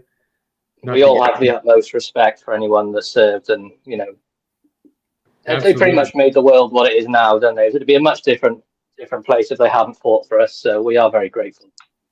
For sure, that is for sure. Absolutely. Yeah, not to get too maudlin or anything, but definitely something to do. But other than that, yeah, it's the kickoff to summer traditionally. Here, a lot of vacations will be happening, so you guys definitely be safe if you're traveling or anything like that. Don't party too hard. Party safely if you do. Don't be like me and Patty. That's for sure. Yeah, I celebrated quite a few in my time. Yeah, me too, brother. I could think of somebody every day I toasted. I got a quick question for Judd. What do you think about the Gerber dimes? Ooh. Have you ever had one? Yeah, I've had, yeah. Please show me a Gerber dime because I'm not familiar with a dime. Okay, well, there Yeah. we'll show Randy. I think we'll go ahead and show yours, and then we'll This show. is actually a gift from Jo Ventures Outdoors. I guess I should put it the right way. It's just, you know, a couple mini pliers. Is it non-locking? Yeah, it's not locking. Oh, That's sweet. That's what I was mentioning it. So I guess I'm not gonna get the right blade out. But yeah, no, it doesn't lock. So UK legal. All right, well, there's something else to add to my list then. Brilliant. And they're great. I love the pliers on them, Randy. I mean, you can get pliers on a Vic on any of the deluxe models or whatever else, but they're more like on the Handyman. They're more like overgrown tweezers than they are proper pliers. Yeah, they're not the best. They're great for a quick sort of pinch, but they're not really sort of a. Yeah, I know what you mean. You know, they're great for picking stuff up and things like that, but when you need a pair of pliers, the dime is they're actual proper pliers, even though they are tiny. And I mean, I'm the same. Randy, Stephen actually gave me this one because he had a couple of extra, as far as I remember. I've got the squirt. And that's the other one. I think if I was going to go for multi-tools, and the only reason that I'm ever put off these ones is that they're always heavier than sacks, with very little benefit in terms of what you've got, because you're either going for the knife on a sack or the pliers on a Leatherman or another multi-tool. So right. It's the weight always brings it down, because something like a mini champ is a lot lighter than the Gerber dime. And you get I think you get an awful lot more bang for your buck, because the tools on this, in general, apart from the pliers, tend to be better. But for a pair of pliers, the Gerber dime is a great, especially in terms of value for money. I think these are a great wee tool for the pliers. But if it was really jonesing for a decent little mini micro tool, I think the Juice or the Squirt would be the one I would go for in Leatherman. Yeah. Yeah, plus you can get, they don't make it anymore. There was and I always meant to get one, and I just never bought one for some reason. Is it was, I can't remember if it was the Juice or the Squirt, but it had electricians, basically a wire stripper, and the little wire cutter was your main tool instead of a pliers. And then it had fold out tools. I always thought that would be handy to have, but yeah, you're right. Depending on what you want to have. Just this other week, because I was doing a lot of installs and stuff, I decided to carry my Leatherman Wave, and about half a day into it, I realized why I stopped carrying the Leatherman Wave, because at 13 ounces, you're walking around in circles. Is it just like exactly? They do. They make you list. And but at the same time, they're handy to have, so, but it like for me, since I always have my regular tools with me at work, I can just reach into my tool bag and I can get the actual real tool that I need. So I'm not limited in that way. And if you've got the real tool, that like the little thing kind of becomes useless. Really. Yeah, exactly. So, again, it went back into my backpack, and that way, if I'm ever separated from my tool bag, then at least I always have that. But yeah, I like the Leatherman Wave because of the screwdriver. Yes. And the wee bits you can get for it. I've got the ratchet extension bar, and I've got the two sets of the Leatherman bits for it, which are Torx and flathead Phillips. That's so handy. But you're right.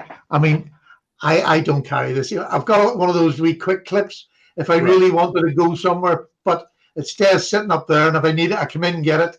This saves me taking the toolbox, because at home, I usually need a screwdriver, a knife, or a pair of pliers. That's it. Right. You're absolutely correct. But it's a well-made tool. I think they're really well-made. Yes, they are. I have the Sidekicks I like carrying. It's not too heavy. Yeah. It's another great tool. I've been looking at the Skeletal, actually, Randy, because It has screwdriver bits and the pliers, and it's a lot lighter. I think it's only coming in about 5 ounces. Yeah, but, I can go grab mine if you'd like to see it. Yeah, go get it. Yeah, I'd love to see it.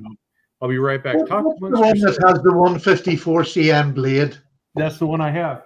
That's the C. That's the CX.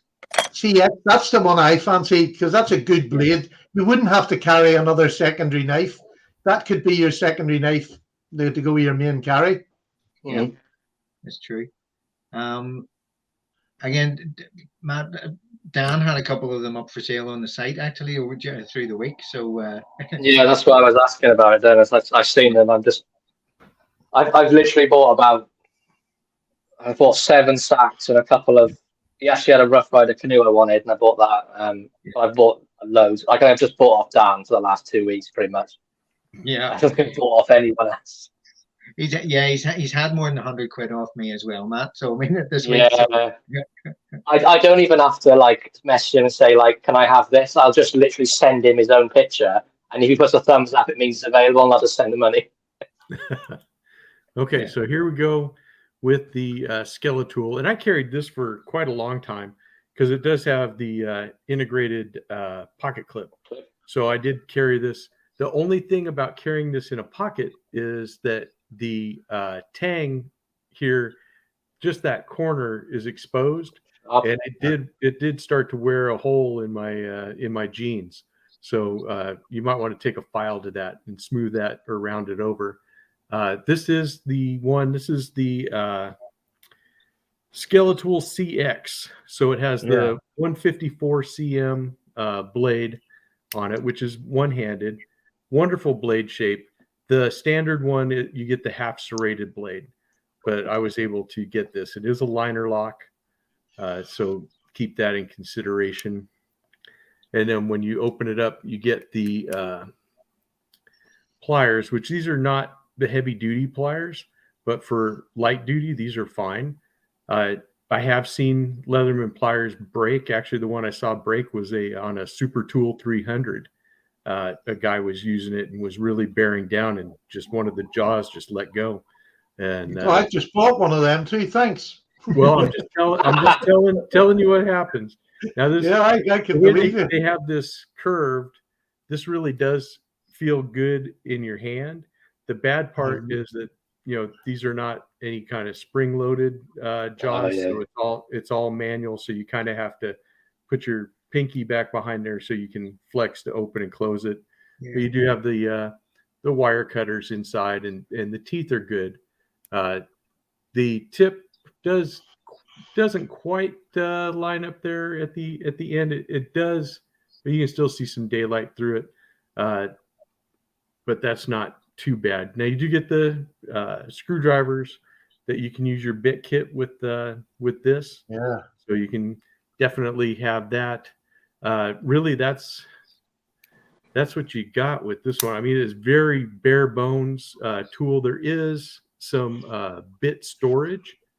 So right here, you can see it comes with a couple of bits, but you can put an extra bit of your choice in there. So you can carry one in the screwdriver here, the cap lifter and carabiner covers that.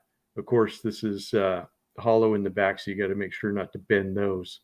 So it's a very bare bones, minimal tool, which I kind of liked, but it's not got everything, but it's got everything you need, if that makes sense, or what you really use in a multi-tool, at least for me, for my jobs. That's fantastic. Thanks, RJ. It's one of them tools that you're not really buying for hard use. It's just to have as an emergency if you to have something. Yes. And that's perfectly fine. That's Also, what I was noticing there, RJ, have you ever thought about reviewing knives on YouTube? Because you were very good there. Oh, well, thank you, Judd. I've been thinking about it, but I asked Patty and he said no. Well, he's no judge. He's invited me on his show. Can I open my little bag now? Yes, open it. I'd be dying for somebody to say, open your bag. I forgot about your bag. I told you to start off with that. Well, I tell everyone what I said I was sending. What I was sending. Sorry? Let everyone know what I sent you before you open it. He said he was sending me a Batman knife. So I am trying to see it.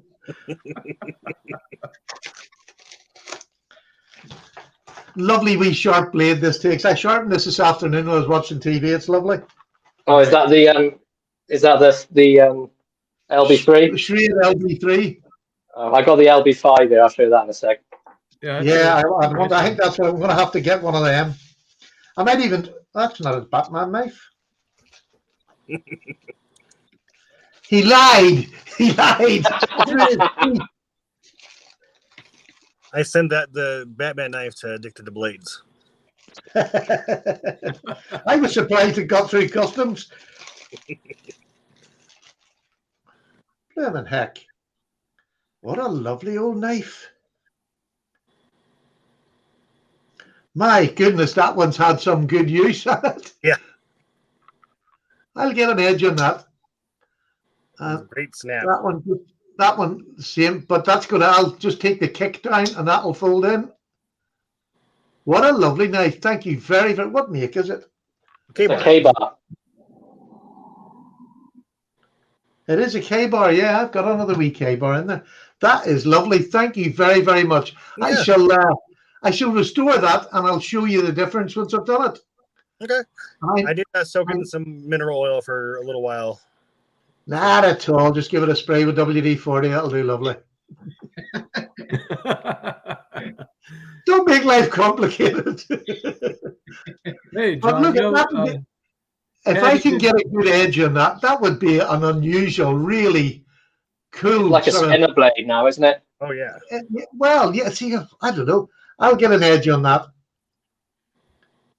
Lovely. Thank you very much, Randy. I really appreciate it. Really, really appreciate it. And I'll show you it when it's done. And you'll see the difference. This will be a user. I'm over the moon. That's really lovely. Thank you, thank you, thank you. Yeah, you're welcome. Thank you, thank you, thank you. Oh, that's it. Oh, what's that in there? It's just me telling you. It's just from me. Oh, right. I love you, Paddy. That's I don't nice remember writing that. Thank you, Matt. That's lovely. Very nice. Be glad there's an ocean that separates you, Randy. Oh no, Matt sent me the note. Oh, Matt sent the knife to Matt, and then Matt sent it to me. So and he put, "I love you, Paddy." Good thing you're across the channel there. Very Matt. Charming. That was definitely what I wrote. Yeah. Very 2023. Much better than the Batman knife, though.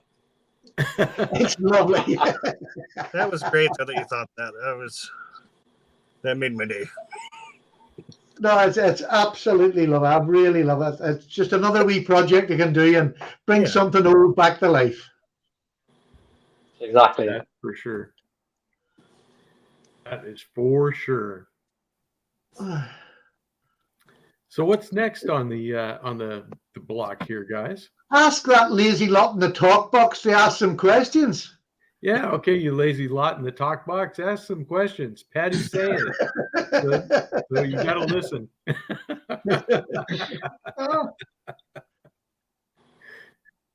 Mike Curtis has given us race reports during because the Indianapolis 500 is going on right now. So that's the like the go-kart race, just goes around the track, round and around it. Yeah, that's it. Yeah, they just go around the roundabout in a big circle. Yes. For drivers can only use the left hand. Yeah. In that exact motion, Paddy, that's correct.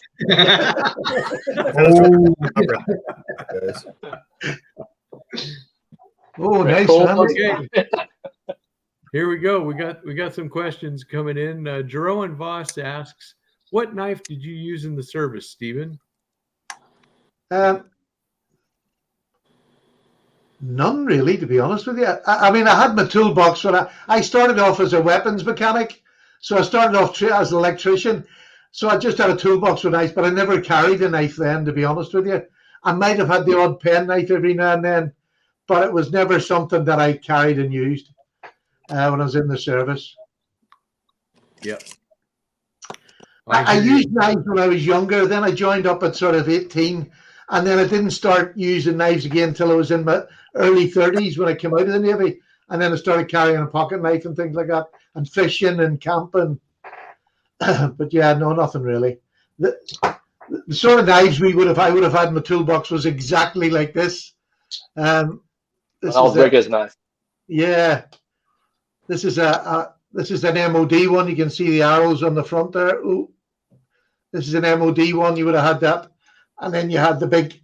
Oh, it's a hell of a snap on that. The big clunky sheep's foot, right, and a little small.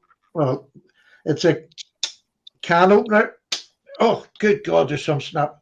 This is about a 9 3/4. It really is just, but it's really well made. I have to say, a lot of the naval stuff and the army stuff was a bit garbage, but these were really well made. A great can opener. Except for the can opener being a 9 3/4 pull, that means that you had to really be hungry when you were. You're like, oh, fine, did you have to draw lots to see who was going to open the can? Who is the most starving? You're opening the can opener. Yeah. Big Show always done that. Oh, hey, Zen. Nice of you to show up. How many tips has Matt received? 0, John. They're not paying me. It's ridiculous. Yeah, the tip jar kind of, since you're the official tip jar holder, Pepper Dingo asks, what is the most useful knife to you and why? That's a good really good. Yeah. Good question. Who wants to go first? I mean, I'd have to go and get mine, so someone else go first. Okay, that's fine. Well, I find I'll go first. I have a couple of knives here. I do like traditional knives, and I do carry a variety of them. And like I said, when I'm at work, I mean, that's part of the luxury is that I can use anything that I can carry or put into my tool bag. So yes, sometimes it's things like a multi-tool or things like this mini trapper. But I'll go ahead and use this one because I've been using the trappers have been just so useful to me. But what I like about them is that I have this clip point blade, which I usually will use for opening boxes, opening packages, anything that needs to be opened at work. But then I reserve the spay blade for any kind of food prep. So if I want to slice an apple or cut something that I'm eating at lunch or whatever, then I'll just use this one for food. So that's what makes it useful to me. This is a Case mini trapper, and because it's Memorial Day for all of my Army brethren, here's my Army mini trapper, that Case makes. So it actually says Army on the shield, then it's got the star there on the bolster, and this is one of the improved models, which gives you the Warncliffe blade. And the John approved blade. Yep, and the lovely brown jig bone is just they called this a chestnut bone, but very, very nice jigging on there. So just a couple of those, but yeah, those are the kind of knives I find handy. I like having a general purpose blade and then one for a food prep, and that kind of gets me through my day. Next. I'll do another. I'll just pull out the Gonzo again. It's just any kind of flipper blade or just a large blade. I use this one a lot. When you open. Let's see. I mean, I have this Benchmade one. Just anything that's kind of most used for me, something like that. That's a lovely knife. Not keen on serrations, but the knife's beautiful. I didn't like the serrations either, but I got it for $4. So yeah, exactly. My goodness. It was at the thrift store. Yeah, you go at the bargains, and there's nothing wrong with that. Yeah. Wow. Yeah, Marshall, I agree with you. I love that orange synthetic. It's a really a great handle material. You want to go, Matt? Did you have something? Yeah, go for it. So I've got a couple of different ones really, because if I'm at home, working from home, my knife selection is minimal because I won't need to go anywhere. But if I'm in the office, I like to carry something, but because I'm in an office in the UK, you can't really carry much. So I normally just, for me, like a little tiny Barlow, like this Rough Rider cinnamon Barlow, just something small and discreet if you need to use a knife. Yeah. Something like that. Or one I quite like as well is this Artisan Cutlery Biome. Oh, It's that's a larger blade, but the profile is so thin. Yes. Like you can slip it in your pocket, you'll never know it's there. It's G10, 12C27, I think it is. Yeah. And yeah, it's got a half stop. It's not the strongest pull. I'd say it's probably about a 6, but it's more than what I would need in a day. And if it's neither of those, I mean, we've seen already, but it's going to be this. Yeah. Or any of my sack knives, because if you pull out a sack knife, no one in the UK is scared of that. I don't care who you are. If you pull out a sack knife, they'll look at you and just think, oh, it's just a tool. Whereas if you pull out a blade, someone's going to have a problem. There's always someone that'll have a problem. What do you guys call that in the States? You know, we'll say that person is a Karen, but yeah, no, I use Karen. We use Karen as well. I didn't know if they used a different phrase. No, exactly the same. Yeah. I think it always was the comedians over here were using it in their comedy routines, and they would call somebody a Karen. So I'd get just caught on here too. Everyone knows Karen wants to speak to the manager, and that's all Karen wants to do. Exactly. Well, the worst ones are ones that want to exactly the same. Manager. Yeah. Oh, that's a fantastic question, Martin. Did you want to go, Patty or Judd, on that last question? Yeah. Are you ready there, Judd? No, you go ahead, Stephen, if you got yours. Well, to be honest with you, I'm one of those sad people that if I'm out of the house, I'll be carrying 2 knives. And when I'm about the house, this is going to really, my GEC brain is hurting now because I want to tell lies. But this little knife that I'm going to show you, I bought it secondhand at a really reasonable price. It is an absolute little gem of a knife to have when you're not sure what you want, but you want to make sure you've got something of everything. Yeah. This is the little Case Stockman. I mean, I was never a Stockman lover, never until I come back into traditional knives this time, and now I love the Stockman. It's so handy to have 3 different blades, different blade shapes that'll cover anything I'm ever going to need to do, to be honest with you. But if I'm carrying something like that, I also like to have a secondary blade. And we're talking about useful knives. I mean, I have plenty of other knives, but I've just got this back again in my collection, the 71 Bullnose, and I had forgotten just how much I missed it. I adore it. I really like that one. I really adore it. From cutting up food to whatever you want to use it for, it's just a super nice and thick, so you get a real lovely firm grip on it. Love that. So for useful knives, they have to be working knives for me. And a lot of my knives, I'll use all my knives, but there's very few of my good ones I want to abuse or use like I would do these 2.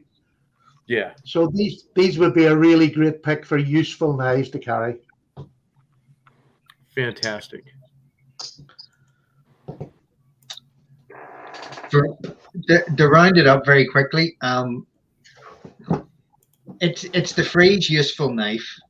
It's, you know, and it's as Matt said, it's what's useful to you at the time, I suppose. I work in an office as well, so and like Stephen, I normally find myself with at least 3 knives on me. A fidget one that I can flick around with, and a nice carry primary blade. But to be honest, none of them are particularly useful to me. The one knife that is always going to be useful to me in any situation is that one. And that is a Midnight Manager. And if I was going anywhere and had to put one knife in my pocket, not as a knife, but as a useful tool, that would be the one. because it's got something to cut with, something to write with, and something to light with. Hallelujah. It's like the Holy Trinity all in one knife, pretty much. And I mean, that's anything that I would need to do in an office, that knife will do. It's got a pair of scissors on it. It's got the combo tool. It's got a Phillips screwdriver on it. Anything that I would need to do in work, that will do the job. And the only thing that frustrates me about this little knife is that it's not big enough. See if Victorinox did this in 74 millimeters instead of 58, I would buy it all day and all night and have no other knives in my collection, honestly. John, would you like me to like screen grab you saying this, and I'll just keep emailing it to Victorinox until they do it? Yeah, absolutely. That's good. So and Gerald's saying one to cut with, one for stabbing, one for throwing. That's for sure. But on that Midnight Manager, if you ever have to change the battery on that flashlight, does that require removing the scale? No, actually, there's a wee pop out, a wee cut out that pops out, okay. And then it's just like a wee watch battery that you put back. I've had this for about 5 years, never had to replace it. Oh, okay, good.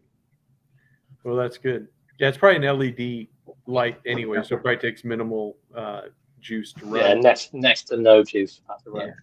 And really, you only ever use it to find your keys or the keyhole in the door or something at night. Or right. Yeah. For sure.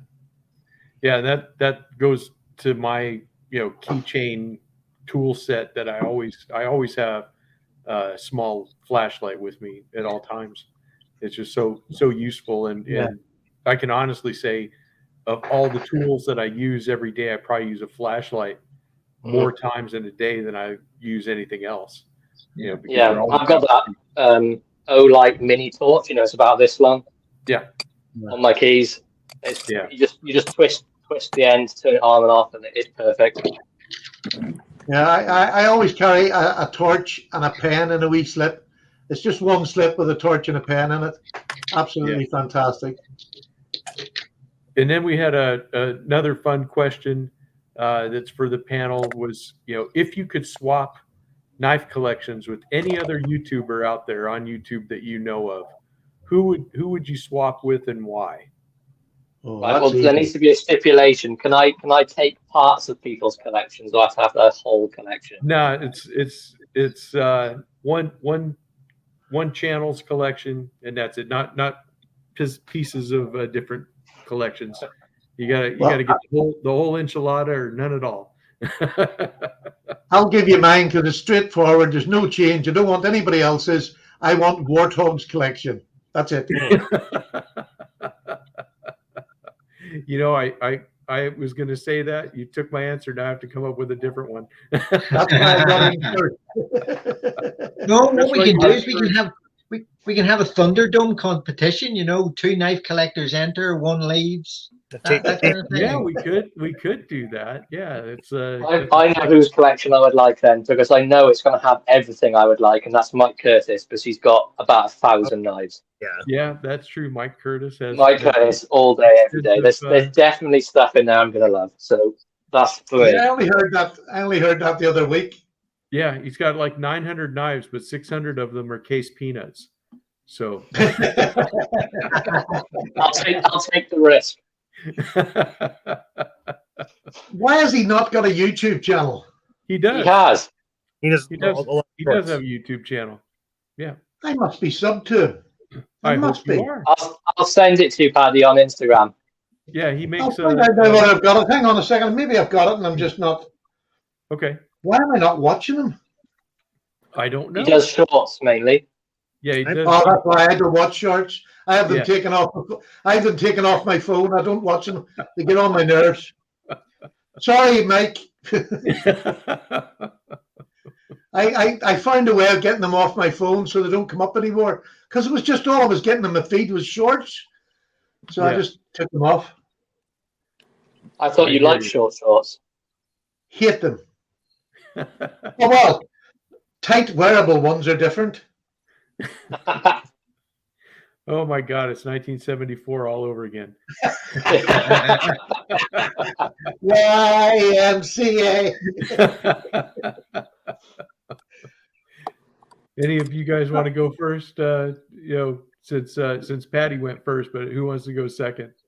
Randy, you go ahead because I've got nothing really. There's too many out there for me to choose. Really, I like Steven's abalone knife. Oh, there you go. I was Jack Wolves. You could have all my Hammer brand knives. You'd have a lovely Hammer brand collection. How about you, Matt? My case. I'm willing to have every single one of his case knives. We got Mike Curtis. We got Patty. I just saw it this weekend, so it's fresh in my mind. I'm going to go with Richter knives because he just showed all his traditional knives. He's got a really nice collection. A lot of heavy hitters in that traditional pile. That's for sure. And I was surprised how few knives he had. Oh yeah, his knives were beautiful. So a lot of good ones there. I was surprised how few knives he had. I thought he would have had more knives. Well, yeah, I don't know.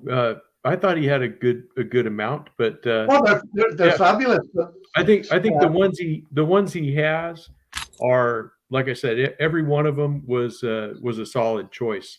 He doesn't have a lot of fluff in his collection. Another great one would be Pete, Jersey Knife Guy. He's got a huge collection of got knives. one hell of a collection. Yes, he does. He's got one of the best collections on YouTube. You sure you don't want to chime in there, Judd? Well, I suppose the one that springs to mind is Advanced Knife Bro, simply because if the irony was or sarcasm was part and parcel of the collection, that would be fantastic. Yeah, I don't know if you saw Mike's comment there, Patty. He says, "Why are you not watching?" I really don't. Sorry, I went in there to do that. I really can't understand. I must have watched it. I can't understand. Where is he? Let me go back in here again. What's his name again? Mike. You don't remember Mike? Oh my goodness. Moving on, RJ. He's having a moment. He's having one of those moments. I am subscribed, Mike. Don't worry. Where is this? Mike Curtis videos. You don't have, that's right. It's funny because you don't have a lot of knife videos on YouTube, do you?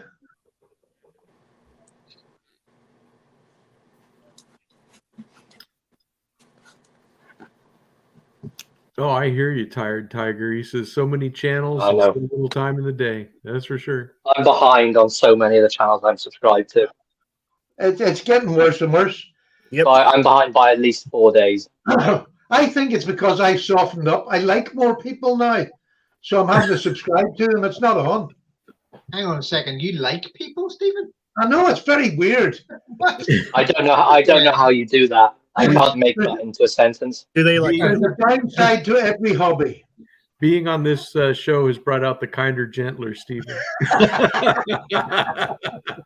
Right, RJ, what do you? And then again, back to my comment of Wednesday, Stephen, when he wears his special clothes. I'm sorry, Judd. What was that? Sorry, what evidence are you basing that comment on? just that he Stephen doesn't have a nicer, kinder speculation. It's based on speculation, and that's it. Basically, it's based on the thought that it has to be there somewhere. You know, it's yeah, exactly. Well, it's nice to see you're all positive.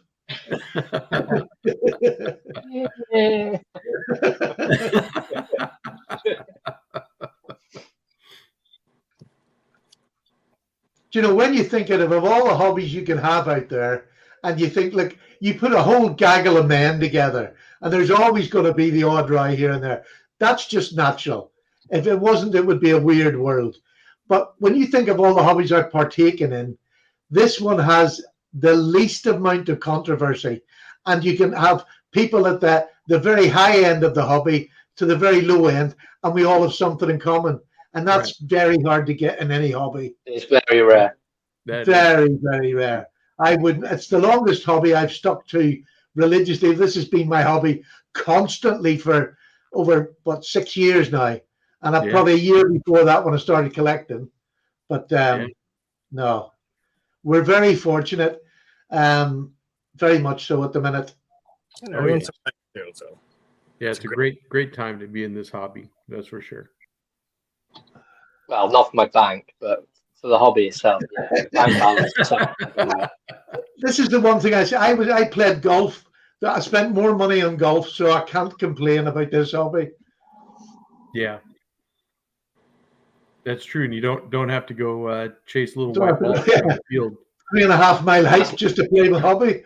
Right. Yeah, and you haven't got to wear like checkered trousers and a I miss some things. Yeah, I miss the golf outfits and my golfy jumpers and my little peak cap. Dear. Oh, that's an image that's going to haunt my dreams tonight. And then I went to fishing after golf, fly fishing, and I miss all my fly fishing gear, my little jackets with a pull-out scissors and my little caps and pockets for everything. Loved it. Well, you can still wear the little fishing vest. Just fill them all up with all your different knives and stuff.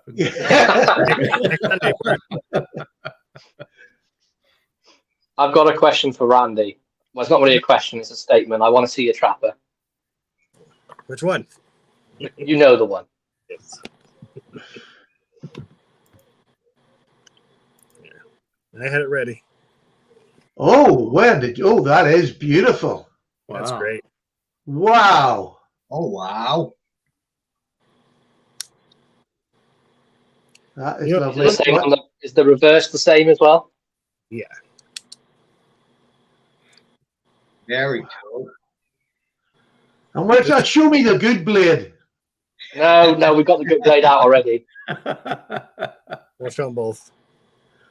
Oh, baby. It's just a spatula. It's a glorified spatula. Where's my other one? Don't feed into it, Matt. Don't feed into it. My $12 scrimshaw knife though. I watched your video on that. This one? Yeah. No, the scrimshaw. I don't know why I haven't seen that one. It actually glows in the dark. So. Wow. But this knife, I mean, that was a great knife. I'm not complaining, but this has no gaps. It doesn't feel like a $12 knife, or at least until I scratched it up. But which is a nice white smooth bone. But I brought this one out for you too. Please tell me you didn't get that skull one in a charity shop, did you? What's that? Did you get that skull one in a charity shop? No, I got it on eBay.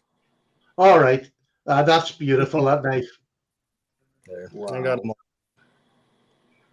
That's the one Mum got you, wasn't it? No, she got me a similar one though. All right. This is the expensive one. She got me a budget one. Okay, that's another beautiful knife. Absolutely beautiful. Really nice. $25. I hope you're carrying that case. Not so much this one. This one I am for sure. I've been carrying that quite a bit. Beautiful. How does it fit in that slip? Does it fit in there decent?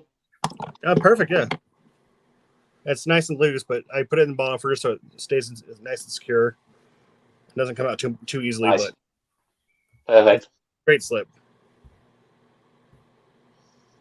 Yeah, it's getting some use too. Nice. Here's another question. What do you boys carry as a wallet? Oh, very minimal. I shall be back. Yeah, I was going to say I don't have it in this room, but I just carry leather billfold. Viperade. Where are we? It's the Viperade V17, I think it is. So it's nice. It's just a perfect size. You got bits and pieces here, and then you got a sort of coin pocket, credit card pocket in there. Yeah. Want to see something amusing? Amusing in Always. a kind of strange way. See this? Yeah. This is for carrying through customs at airports in case I set off the alarms because I've got a radioactive prostate. There you go. Just thought I'd share. I want one of them. No, thank you.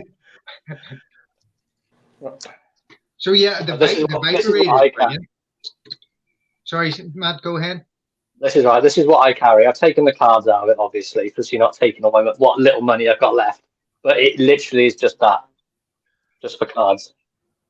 Yeah, I got the Das Offenmeer.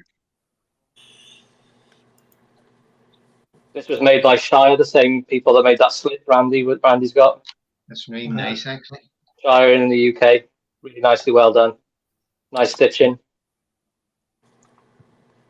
Yeah, I've had a Das Offenmeer leather wallet. I think he's something else. He used to be a serving sailor. I'm not sure if he's still serving, but he made them with a flap over it, just tucks in. Yeah. It's just got 2 pockets for putting cards and a bit of money or whatever. My God, I've never had a wallet so long. I must have it 5 years now. And it's just completely smooth and shiny. It's so beautiful with the cuts and where, you know, really, really lovely. I can't think of another wallet I'd want to replace it. I don't have anything special. I have a, what is it? Bold Captain wallet. I just got one because it has the RFID blocker in it. Right. Not gonna open it up, but it works too. I tried it, and my family got me this one. That's the one I'd be carrying. Randy, I've got a Star Trek one and a Lord of the Rings one, so I know where you're coming from. There's a nice one on Etsy. Yeah. That's great.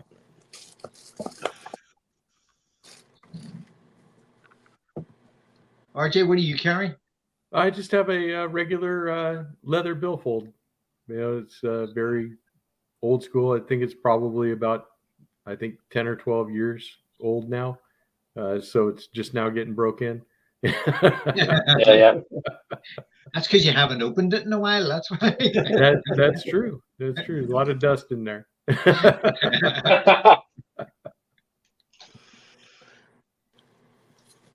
Yeah, I'd have to go in the other room to go get it, and then then if I go in there, I'd let the dogs out, and then mayhem will ensue. They'd be like, "Oh, it's over." That's us free. Exactly. Anybody got any knives coming in this week? Yeah, I do. I got a bunch of surprises for this week. I'm not even going to mention them on the channel or on the live stream. You'll have to see the channel this next week. So I'll go as far as saying I have a USA made buck coming, but it's not what you would think. Okay. That's it. I'm not saying anymore. All right. I can tell you I have yeah, that's it. I have a video with a buck knife, and I have a video with a case knife, and that's all you'll get out of me. As far as new knives, I got a Rosecraft coming in, but all surprising that one. Nice. I'm gonna do a video though on that Mini Presidio this week, this following week, and then probably that really is one of the great knives that Benchmade made. Like you said, if it didn't have the serrations, it'd be perfect. Yeah, so you just have to move it. I can't complain what I paid for it. Just sharpen them out and make it into a recurve. Problem solved. It's 440 steel, but it's still good, you know. Yeah, it's 440C in it. Yep. Yeah, that's fine. Yeah. 440C will do most people a full day without a problem. Of course it will. Of course it will. When you take it, most of the amount of people in this world that carry just a sack knife, and how simple the blade and soft the blade steel is in a sack, and it does them, the millions upon millions that buy them, it does them all day, every day. It'll last them a week. Do you know what I mean? Yeah. So this blade thing is just for weirdos like us. Exactly. Yeah, We're always. it's like I've got S90V and M390, but do I need it? Yeah. No, Exactly. not at all. I can do it an easy full day with just a simple Rough Rider carbon steel, or just even if it's like just like a Queen Stockman like this, with just like real basic steel. Like you got 3 blades, it's gonna last you all day, no trouble at all. Absolutely. I'm a great proponent of this little pen here. Learn how to sharpen on one of these. You'll never have a dull blade because it's just a pen that fits in your pocket and that's it. That's the Victorinox thing, right? Yeah, it's absolutely. Yeah. Now, you're not going to get a mirror's edge, but if your knife goes dull during the day, a couple of strokes and it's back to what you're going to need it for. You know what I mean? It's not going to give you a super edge, but sharp enough to use. So that's all you want, isn't it? And let's be honest, if the truth be told, really we should stop sharpening at 600 grit and give it a strop, because you want a toothy edge. A knife cuts better when it's toothy. I agree. There's not many of us slicing a tomato in our day's life. Yep. I like what Richter says. You know, he touches the edge. He says he likes it so it's sticky like a fruit roll-up. Brilliant. I absolutely love that. That makes me laugh every time he says it. Yeah, I mean, I just upgraded to the work sharp ones, the field sharpener. Yeah. I've been looking at it for a while, and I was just saying to Stephen, because Stephen had just, funnily enough, Stephen had been saying that he'd been looking at the same thing. I mean, I'm a big proponent of the Victorinox pen as well, but I've been trying to learn how to sharpen, because it's one of those mysteries that keeps on eluding me. But this thing is a great wee tool for teaching yourself, and for getting your hand right in terms of the angles and everything. Yeah. Because it is slightly guided. It's got a 20-degree guide on the diamond plates, and then it's got a ceramic plate for extra bits and pieces, and it's even got a wee strop on the backside as well with compound on it. So as a wee thing, you can stick in your bag, or you can keep in your toolbox or whatever else. It's always handy to have. So it adds a little bit more complexity to the sharpening options that you've got as well. So I can't recommend that highly enough. I must admit, I'm loving it. Yeah, I think I'm going to get one this week, actually. The question I hear people keep saying, but it's only a 20-degree edge. What happens if your knife's sharp? If you got your knife at 15 degrees, then it's no good to you. No, you just put a 20-degree bevel, a small bevel on your knife. You're not going to keep sharpening for an hour. All you want is it sharp, and a 20-degree bevel on top of 15-degree just gives you a sharp edge. It'll not wreck your knife. No, and it's meant to be used like in a pinch when you're out anyway. It's not a main sharpener. It's only a get by. I'm stuck, so I need to quick sharpen. Yeah. But yeah, you do get used to holding your hand at that 20 degree. Mm-hmm. And when you then go to a flat stone, it's so much easier because it's automatic. You've been used to doing it on that sharpener, and it's a great way to get it started. I just think there's not enough talked about sharpening, because until I learned how to sharpen, because I couldn't sharpen, well, I could get an edge, but it was never good until I came around YouTube and I taught myself how to do it. Well, a lot of other people taught me how to do it by watching their videos, and it made such a difference. I learned my sharpening from Paddy. No. Yeah, I did. Don't say that out loud. Right, too late, I already have now. But mine was Jeff Jewell when I came around. He's an amazing sharpener. If you don't follow him, go to Jeff Jewell, and he uses every type of stone you can think of, every type of blade steel he's sharpened. But he is such an easygoing man. He's a very gentle, calm soul, and whatever question you ask him, he gives you a straight answer straight back. Fantastic fella. I can't recommend him highly enough. Yeah. I mean, Matt, I can say that I'm another one of Stephen's victims. I mean, Stephen's been teaching me how to sharpen, but I can't honestly claim that I've learned anything yet. That's the trouble. That's because he came for one lesson and never came back. I know, but that's on me. Stephen, it's got nothing to do with you. Yeah, and that was just the introduction where you had the tea. Yeah. Well, it took me ages to get him to sit with me in the first place.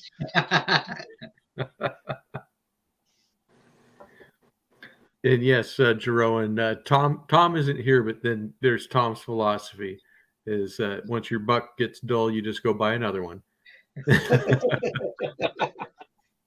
And Richter says, Randy's your scrimshaw trapper is flipping sweet. Both of them are. It is.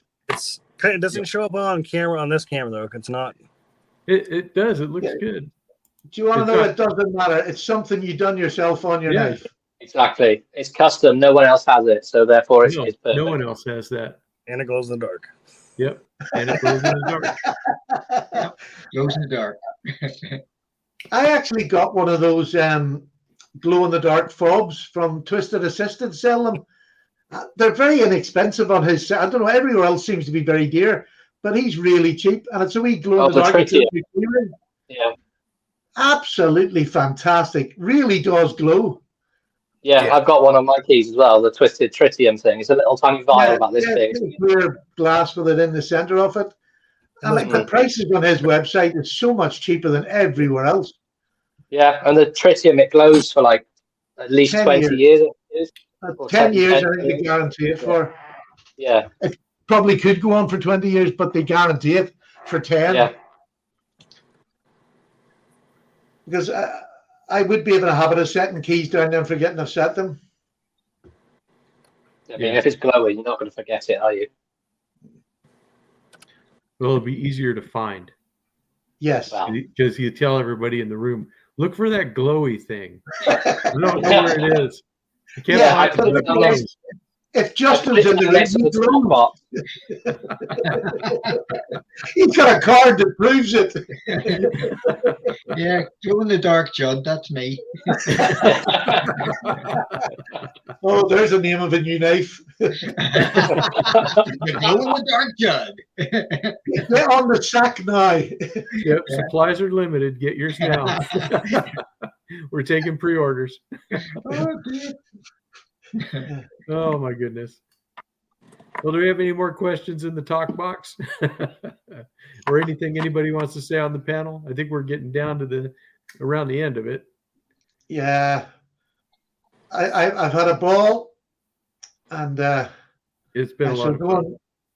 Give my bride a nice hug whether she wants it or not. There you go. I hope it's consenting. No, it never is. 25 years has never been consenting. From the engagement on, right? Well, yeah, it's about 28 years of what now?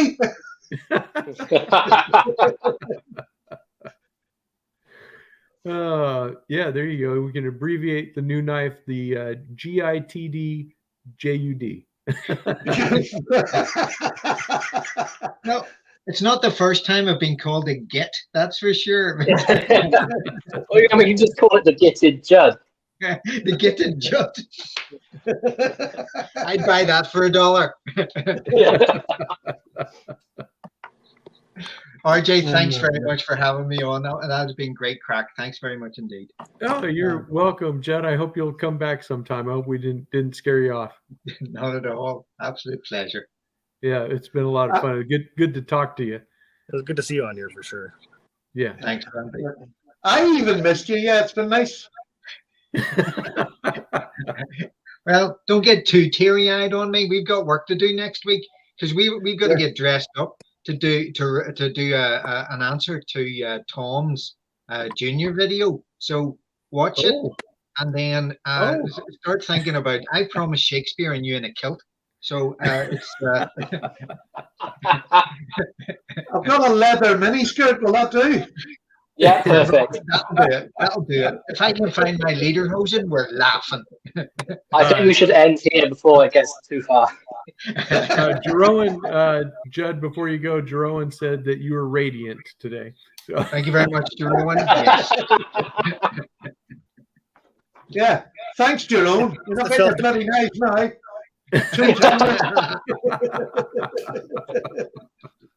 You're welcome, Pepper Dingo. Congratulations on your win. Congratulations. Congratulations, Randy. This next week. So that was cool. And Jeroen, congratulations on your win. That's fantastic. We got 5 laps to go in the race, which means it'll be at least another 45 minutes. You reckon they're going to turn right, or they're just going to continue going left? Yeah, and remember to tell your friends about all the nice channels on YouTube. That is for sure. Yeah. Thank you, Martin. Yeah, we had a lot of fun. I love doing these live shows. They are the highlight of the week. That's for sure. Yeah, the best thing is it's not sort of like planned. It's just press go and then we'll see what happens. Exactly. We just see what happens. You be safe too, Randy. You too. No, thank you. Thanks again for having me on and for joining in the giveaway. And thanks to JB and Steven. Very gracious. And I get you to 1,000 subs. Yep. You're right around the corner. And then you're forgotten. Then you're on your own. My video quality's a lot better than last time. I just noticed that. Yeah, it's been very good. Yeah, just keep doing what you're doing. I just have such old, terrible computer, so. That's not the thing though. As long as you providing it's entertaining, you don't need the best camera or the best computer. Yeah. Yep. We're all proof of that. Yeah, I mean, I use my phone and this really terrible tripod at an angle, and I can manage it all right. I make my mom be my cameraman when I was outside chopping stuff up. Yeah. Which it's terrifying too, because someone's gonna call the police when I'm out there with a sword or something. Yeah. There's some crazy guy in his garden. His mum's filming him with a sword. You need to come. Hang on a second. I'd pay for that content. I really would. Keep filming. Yeah. Don't cut it. Mommy told me to do it.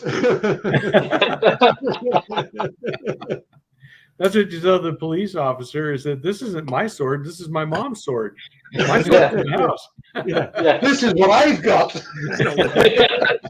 Just throws a battle axe at him. Right, go away, you lot. I get something to eat. Okay, that's fine. All right. You guys all take it easy, and we'll see you next week on another edition of RJ's Lives. We'll see you Thank guys you, everybody. next time. It wouldn't be the same without you. Yep, Definitely not. for sure. That's you again. Folks.